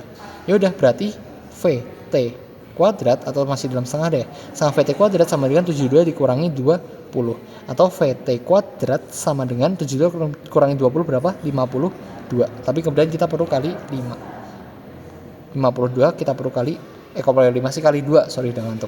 2-nya ini kita pindah ruaskan ke kanan. Sehingga kita akan dapatkan nilainya adalah 104. VT-nya sama dengan akar dari 104 berarti. Nilainya berapa? Nah ini kalkulatornya aja karena kalian besok boleh bawa kalkulator. Tapi jangan senang, justru kemungkinan angkanya jelek di sana. Jadi semangat aja. 10,198 kurang lebih meter per second karena dia adalah VT. Dan ini yang ditanyakan. Ya kan? Laju pada titik T. Iya benar. Sekarang kita coba, aku mau iseng kita tinjau pakai antara titik kita pakai apa ya? Pakai ungu deh boleh. Kita tinjau antara titik T ini dengan titik A deh. Jawabannya gimana nanti kira-kira? Oke. Berarti di sini aku tulisnya sebagai tinjau hukum kekekalan energi mekanik lebih tepatnya, karena tadi ini dia nggak punya gaya gesek dan nggak punya gaya eksternal lainnya, dia cuman paling berputar di sekitar EK dan EP, paling ada EP-nya tambahan gravitasi dan pegas kayak gitu, tapi dia nggak ada gaya eksternal, makanya kita pakainya energi mekanik di situ gitu. Oke. Pada titiknya adalah antara titik T dan titik A ya, kurang lebih kayak gitu. Oke.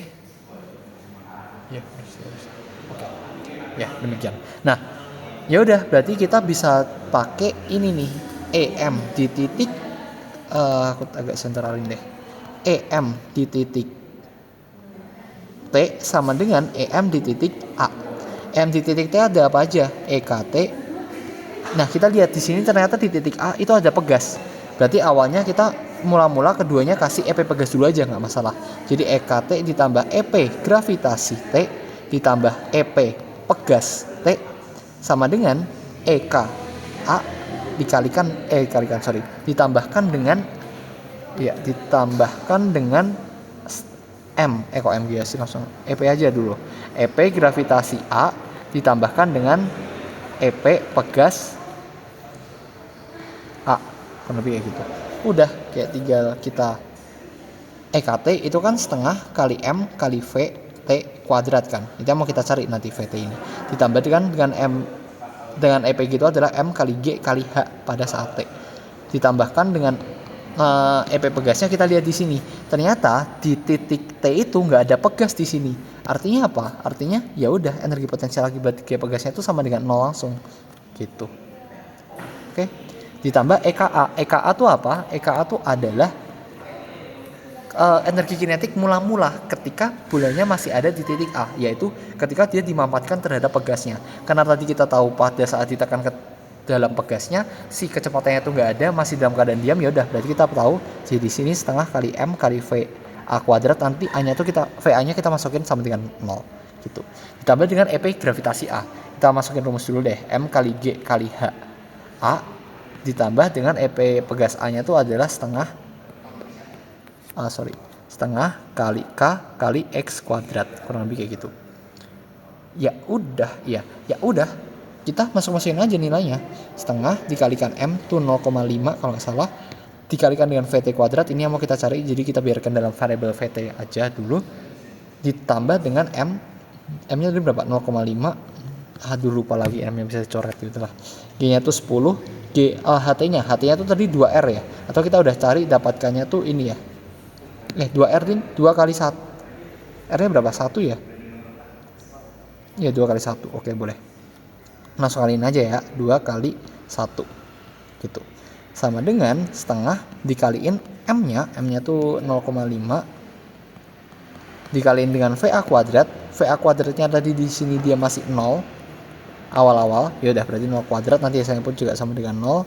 Terus bentar aku geser ini. Ya kurang lebih ini. Nah ya udah biar lebih enak nulisnya. Nah kemudian ditambahkan dengan M-nya tadi berapa? 0,5 ya. 0,5 dikalikan G-nya 10 dikalikan dengan HA-nya. HA-nya berapa di sini? HA-nya ternyata dia yang menjadi perimpitan dengan acuannya, yaitu pada saat dia sama dengan 0. Ya udah berarti HA-nya itu sama dengan 0. Ditambah dengan setengah kali K-nya tadi berapa? K-nya itu kita udah dapatkan di poin apa ya? A ya kalau nggak salah. Nggak deh, K-nya udah dikasih tahu, sorry. Mulai ngantuk banget. Oke, tadi K-nya udah dikasih tahu 450 Newton per meter kan? Makanya kita masukin di sini 450 dikalikan dengan X-nya. X-nya yang baru kita udah dapatin di poin A, dan karena ini masih mengacu pada satu peristiwa yang sama, makanya harusnya X-nya kita bisa masukin sama denganin aja dengan yang tadi di poin A, karena ini menunjuk pada kasus yang sama, kurang lebih karena itu gitu. Oke, sehingga kita akan dapatkan di sini X-nya tadi berapa yang di poin A. Poin A itu 0,4 ya, tapi kemudian kita perlu kuadratin lagi. Ya udah berarti 0,4 perlu dikuadratkan lagi. Udah kita coret aja 0,5 nya, karena aku kelupaan harusnya di atasnya sih itu coretnya. Enggak.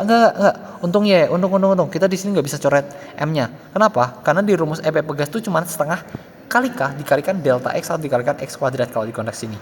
Yang mana dia nggak punya massa, berarti massanya jangan kita coret. Kita dalam gini aja nggak apa-apa. Setengah kali 0,5 berarti 1/4 dari VT kuadrat itu ya. Bentar, ini kok aku iya bener ya. Oh iya nih bener.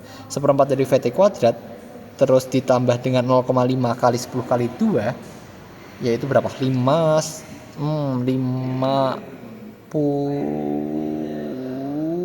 ya? Iya benar 10. 5 kali 2 berarti 10 sama dengan setengah kali 0 ditambah dengan 0,5 kali 10 kali 0 ditambah dengan setengah kali 450 kali 0,4 kuadrat. Ya udah berarti oke, kita berarti cari yang ini, nilai ini dulu nih. Setengah kali 450 kali 0,4 kuadrat dulu. Karena kayak gitu. Ya benar sih, benar.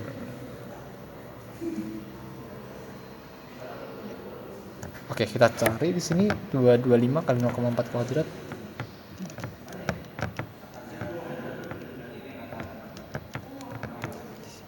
Oke, kalau nggak salah hitung harusnya hasilnya 36 sama kayak tadi ya. Iya, benar sama kayak tadi. Harusnya benar sih. Oke. Ya udah, berarti aku punya di sini VT aksen. Aduh, semoga jawabannya sama ya. VT aksen sama dengan 36 dikurangi dengan 10.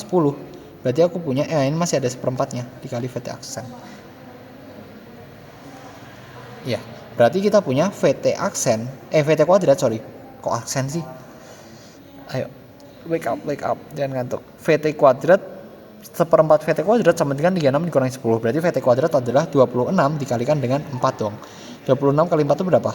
8, 24, 104 ya. Yaudah, berarti kita punya VT di sini itu nilainya akar dari 104. Yang mana kalau kita lihat pada jawaban yang biru tadi sama tuh. Nih. Oke. Berarti jawaban kita kemungkinan udah benar. 10,198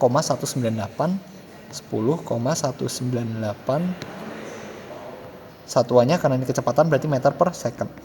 Udah sesederhana dan sesimpel ini. Enggak sederhana dan enggak simpel juga sih. Gitu tapi kurang lebih oke. Nah, kemudian aku mau jelasin satu materi lagi, satu key point lagi sebelum kita masuk ke C, karena yang C itu gampang kok. Di bab energi ini, energi potensial itu adalah jenis energi yang konservatif. Artinya apa konservatif? Gaya yang konservatif sih lebih tepatnya, bukan energinya. Jadi kayak energi potensial ini adalah energi yang dimiliki oleh gaya yang bersifat konservatif. Otomatis energinya bisa kita bilang akan memiliki sifat kekonservatifan dari si gaya asalnya itu. Kurang lebih kayak gitu bahasanya. Nah, konservatif itu artinya apa? Konservatif itu artinya dia tidak bergantung lintasan, melainkan tapi hanya titik awal dan akhir saja yang ditinjau. Akhir saja yang ditinjau. Maksudnya gimana? Maksudnya gini, aku misalkan punya lintasan ini nih. Bentar, yang ini agak aku rapetin ke bawah deh. Aku bawa dia ke bawah kayak gini. Udah ya. Oke. Ini aku dempetin lagi dikit deh. Oke. Nah, kurang lebih kayak gini. Oke, di sini misalkan aku punya lintasan yang kayak gini, oke? Aku punya lintasan yang kayak gini, jangan deh. Aku punya lintasan yang kayak gini, kayak awalnya datar doang. Terus aku punya lintasan yang lebih gila lagi. Bahkan dia kemudian ya kayak gini lah kurang lebih. Terus aku punya lintasan yang lurus doang, gitu. Nah, kalau kita lihat ini kan ada 3 pola lintasan. Tapi kalau gaya yang konservatif itu artinya pada ketinggian yang sama, misalkan segini acuannya, itu nilainya tuh akan sama meskipun lintasannya berbeda-beda gitu. Nih, jadi si nilainya ini si EP bukan EP deh. Ketiga sistem itu nilainya sama. Sistem nilainya sama. Ini tuh diterapkan buat apa konsepnya? Jadi ini itu berlaku untuk misalkan kita tinjau gravitasi deh. Gravitasi atau gas itu kan sama-sama punya energi potensial kan. Dan tadi di sini aku mendefinisikan energi potensial itu konservatif. Aku mendefinisikan gaya dan energi yang konservatif itu untuk si energi potensial. Makanya energi potensial gravitasi dia termasuk subset di dalamnya yang termasuk konservatif. Artinya mau gimana pun lintasannya, misalkan lintasannya tuh gini, misalkan lintasannya gimana ya? Misalkan lintasannya gini, nah kayak di soal tadi tuh jadi kayak gini, atau misalkan lintasannya gini atau gimana pun itu, kita nggak perlu ninjau lintasannya, kita hanya perlu lihat titik-titik akhir dan awalnya saja. Misalkan kayak yang tadi deh, soalnya kayak gini, kita disuruh ninjau dari titik ini dan titik ini. Nah, kita tuh nggak perlu lihat si lintasan yang ininya, tapi kita hanya perlu lihat si titik awal dan titik akhirnya doang, gitu. Bodoh amat dengan si bentuk lintasnya tuh kayak gimana. Itu salah satu bunyi dari si kekonservatifan benda. Kekonservatifan sistem, entah gayanya atau si energinya, kurang lebih kayak gitu. Oke. Nah, Kemudian ya benar. Kemudian udah kita tinggal cari poin C terus selesai nih. Gitu. Nah, pada poin C itu ditanyakan apa tuh? Apakah balok tersebut benar-benar mencapai puncak lintasan atau jatuh sebelum mencapainya? Jelaskan secara singkat. Oke, nah di sini sebenarnya aku mau nyinggung salah satu konsep yang mungkin kalian mungkin baru dengar atau nggak diajarin di kelas karena ya keterbatasan di GSKS kalian, di mana dosen tuh agak sulit kalau menjelasinya secara detail, kayak gitu.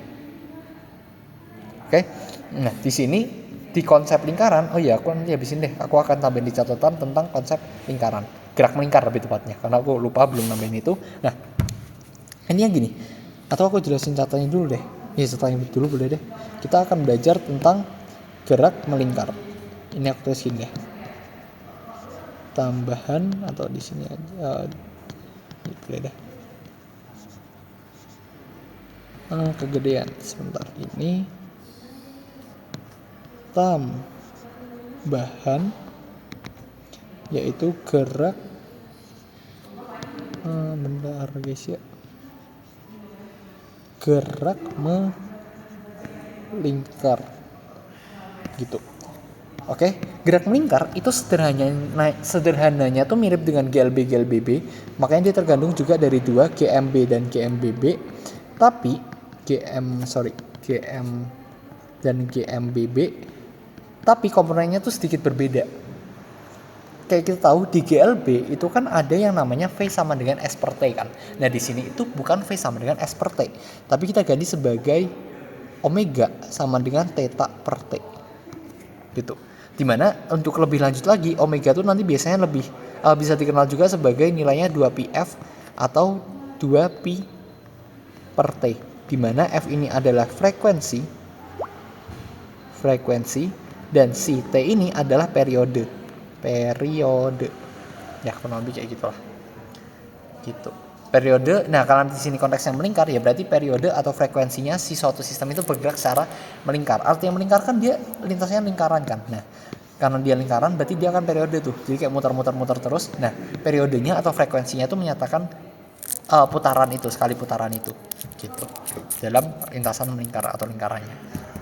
GMB, di GMB nanti kita kenal omega aksen sama dengan omega 0 ditambah dengan alfa kali T. Yang kedua tuh theta sama dengan atau theta aksen sama dengan theta 0 ditambah omega 0 dikalikan T ditambah setengah kali alfa kali T dikuadratkan. Ini kayak D, alfa kali T dikuadratkan. Yang ketiga tuh omega aksen kuadrat sama dengan omega 0 kuadrat ditambah dengan 2 kali alfa kali theta. Nah kalau begitu, dimana kamus lainnya itu ini nih, V itu sama dengan omega kali R, dimana R ini adalah jari-jari gitu. Sedangkan apalagi S atau jarak posisi di GLB itu sama dengan theta kali R. Sedangkan yang terakhir percepatan adalah alfa dikalikan dengan R. Dengan R-nya semua menuju pada jari-jarinya ya. Jari-jari apa ya? Jari-jari melingkarnya, karena ini gerak melingkar berarti lingkaran. Kemungkinan besar kasus umumnya gitu. Oke. Ya, udah sih satu konsep lagi paling tentang efek sentripetal. Oke, dan kalau yang sentripetal ini kalian udah pasti pernah dengar di SMA sidaknya. Bentar aku itu ini ya, rapetin ini dan ini. Kita akan punya si efek sentripetal.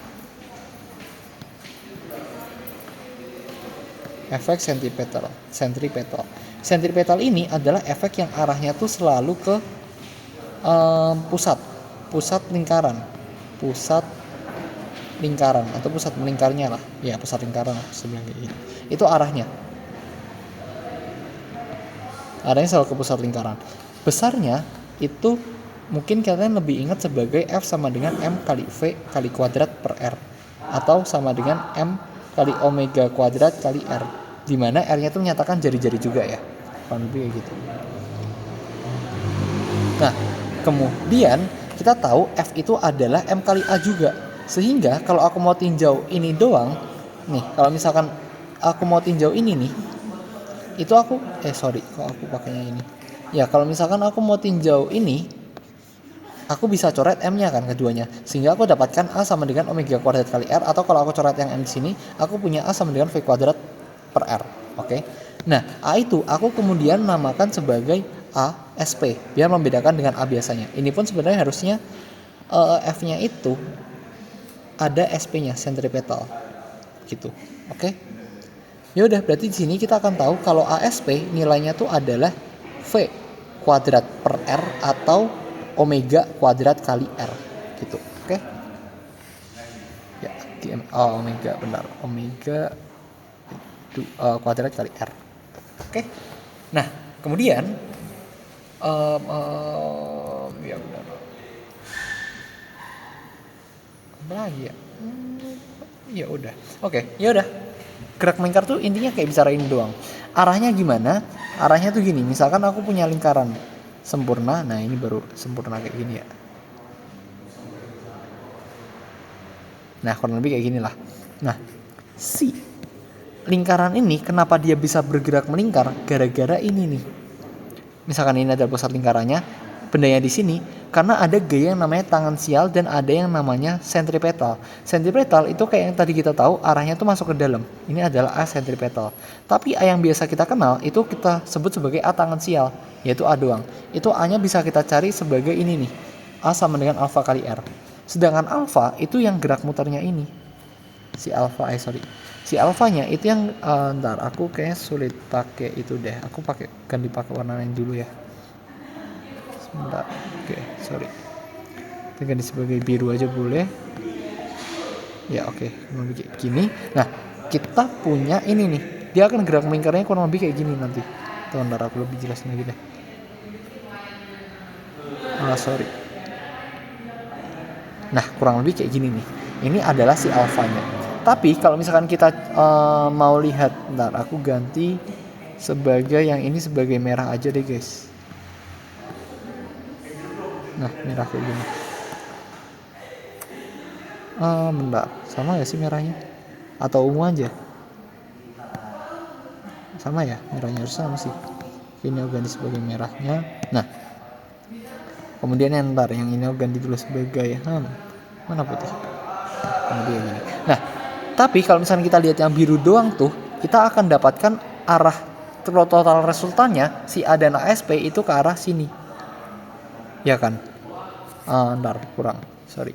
Ke arah sini nih. Ya kan? Nah, si A ini, A total, A resultan ini, dia yang menyebabkan salah satunya si sistem ini dapat bergerak secara melingkar atau berputar. Dan sebenarnya ada pengaruh lain dari alfanya sih yang menunjukkan lebih tepat percepatan perputarannya atau percepatan radialnya ke arah yang melingkarnya. Tapi A total itu juga mempengaruhi arah geraknya si A dan ASP yang dipengaruhi oleh A dan ASP ini terhadap arah gerak melingkarnya. Ini tuh soalnya gini, kalau misalkan kalian tinjau di titik ini, nanti A-nya tuh juga akan masuk ke sana karena ini kurang lebih kayak gitu si proyeksinya. Makanya kayak si A-nya itu selalu arahnya masuk ke dalam dan dia berusaha untuk bergerak secara melingkar. Kurang lebih kayak gitu, guys. Nah, itu untuk ASP. Tapi ada besaran kawan lainnya yang namanya adalah A sentrifugal. A sentrifugal itu apa? Buset, sorry. Jadi begini Oke. Si A sentrifugal ini apa? Si A sentrifugal ini sebenarnya dia mirip, bahkan persis tadi kayak aku ngomong, dia kayak saudara kembarnya si sentripetal, tapi bedanya cuma di arahnya doang. Kalau ketika kita tahu si arah dari percepatan sentripetal itu selalu masuk ke dalam atau menuju ke pusat melingkarnya, si sentrifugal itu justru kebalikannya. Dia cenderung ke arah keluar dari si pusat lingkarannya. Ya, kurang lebih kayak begitu. Bentar, ini aku itu dulu. Nah, ya udah kurang lebih gini. Nah, si ini nih. Si ini kan L sentripetal kan. Sedangkan kalau F sentrifugal SF kali ya. SF itu nilainya sama M kali Iya boleh sih, boleh deh. M kali V kuadrat per R atau sama dengan M kali omega kuadrat kali R, atau kita punya A dari SF itu juga sama dengan V kuadrat per R atau sama dengan omega kuadrat kali R.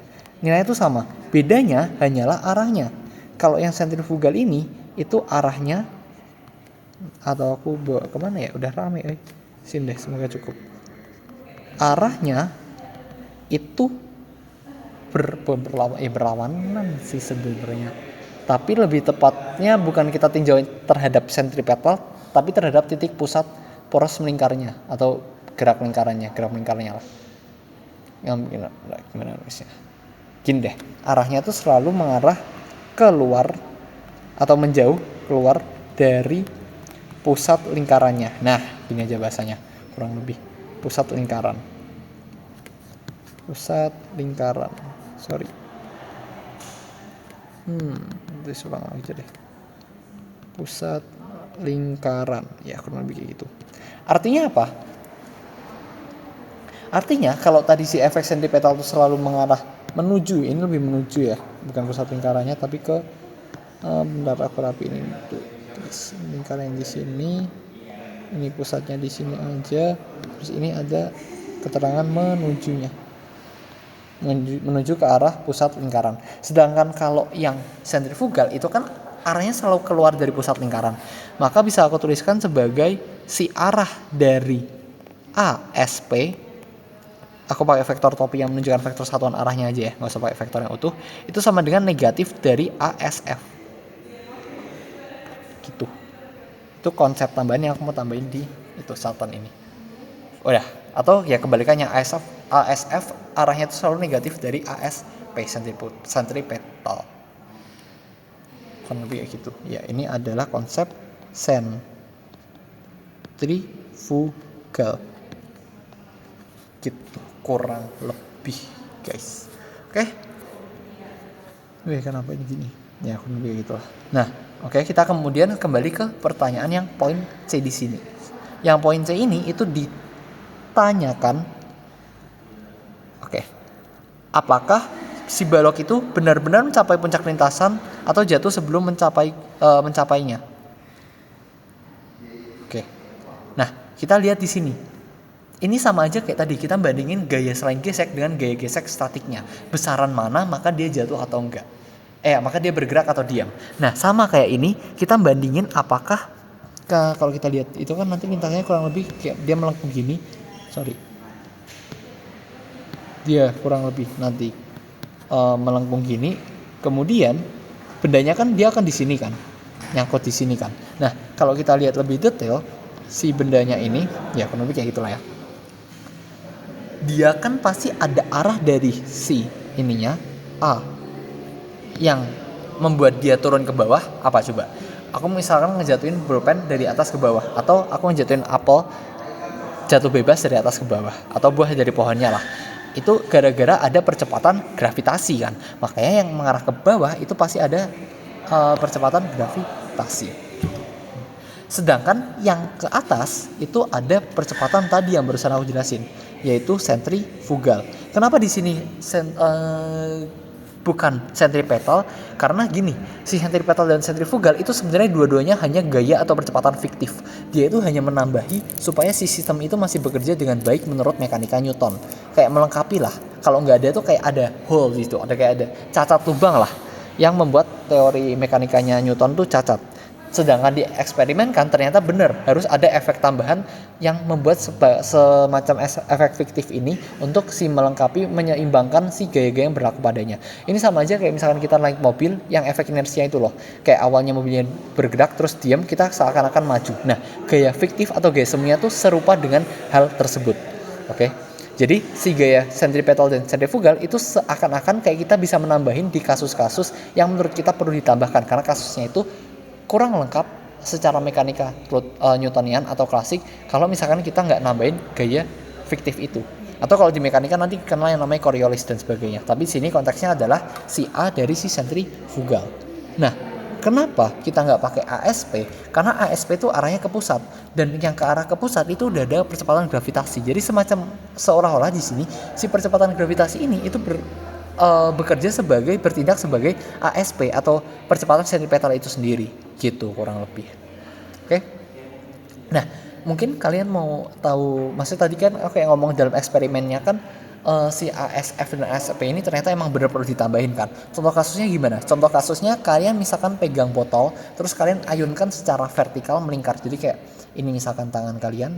Nah, si botolnya itu kalian putarnya kayak gini. Jadi kayak misalkan atau enggak ada dihubungkan dengan tali, terus kayak kita putarnya kayak gini lah kurang lebih. Nah, kalau kalian tahu ketika botolnya di sini itu kan airnya nggak tumpah ke bawah kan. Kenapa? Karena ada gaya yang mendorongnya ke atas. Gaya apa? Ya gaya yang mendorongnya keluar, sama aja kayak ASF ini, yaitu gaya sentrifugal, atau kalau percepatan doang yang hijau berarti percepatan sentrifugal. Kurang lebih kayak gitu sih contoh kasus nyatanya. Nah, kembali ke sini kita tahu kalau misalkan ASF lebih besar daripada G, tentu benda tidak akan jatuh dong. Tidak akan jatuh. Gitu.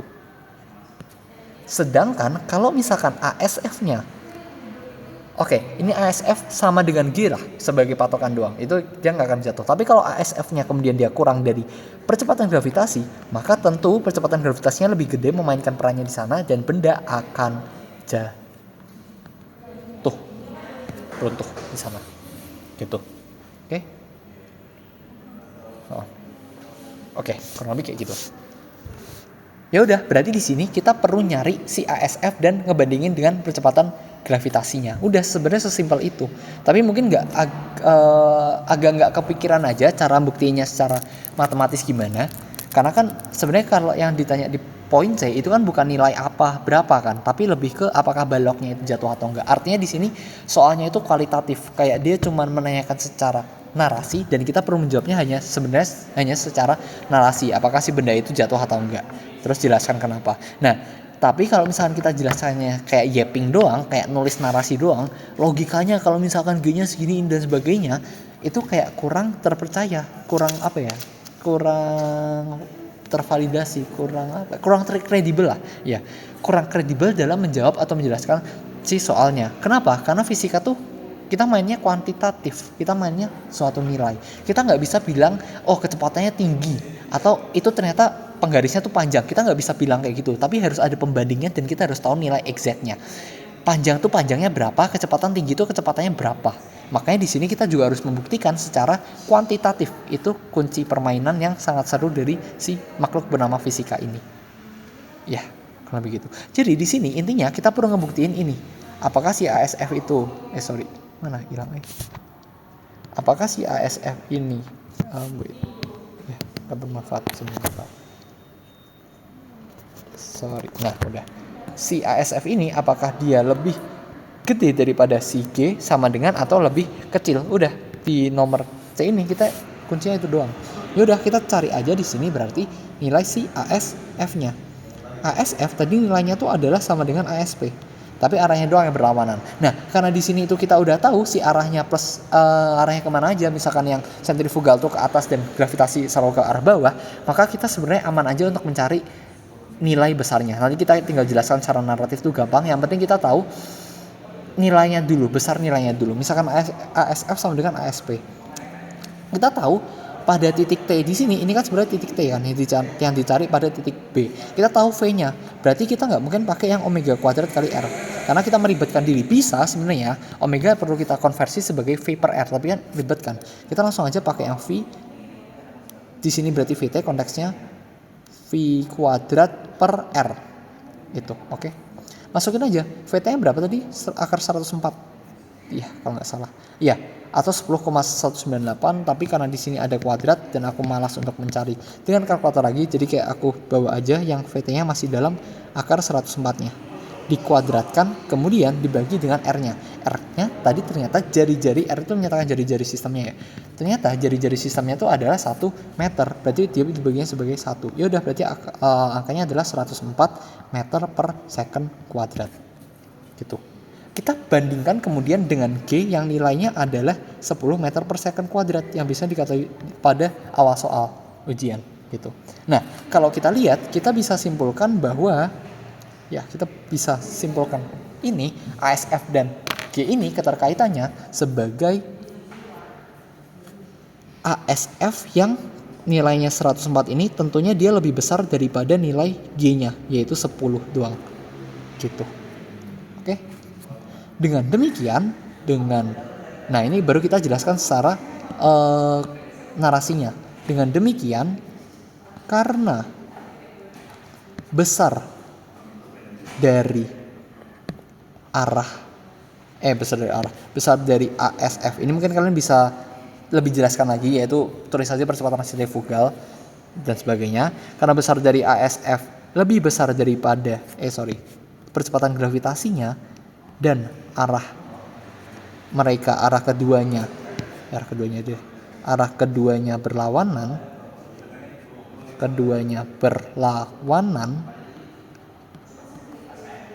maka gimana ya bahasanya? Ntar aku ininya tata aja deh biar nggak terlalu itu. Maka benda akan langsung gitu aja kali ya. Keduanya berlawanan, ya keduanya dulu berlawanan.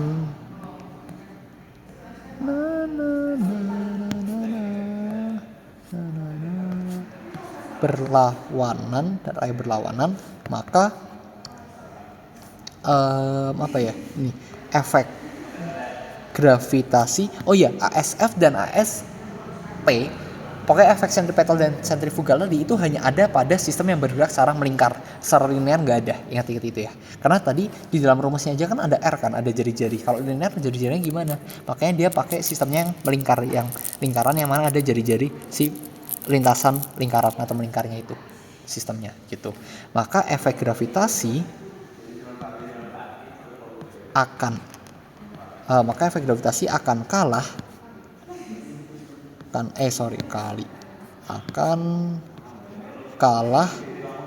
dibandingkan efek oleh gerak melingkarnya. Kurang lebih kayak gitu bahasanya. Gerak melingkarnya. Maka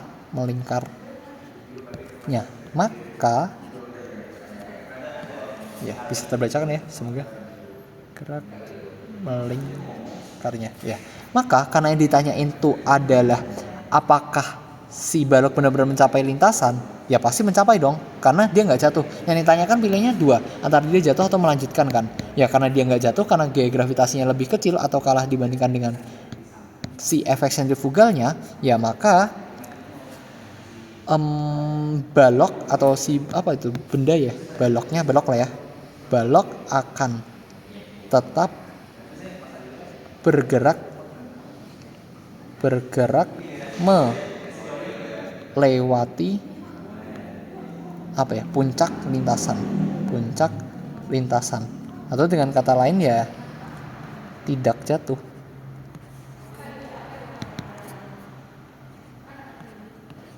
Gitu kurang lebih ya, gitu guys. Oke, aman.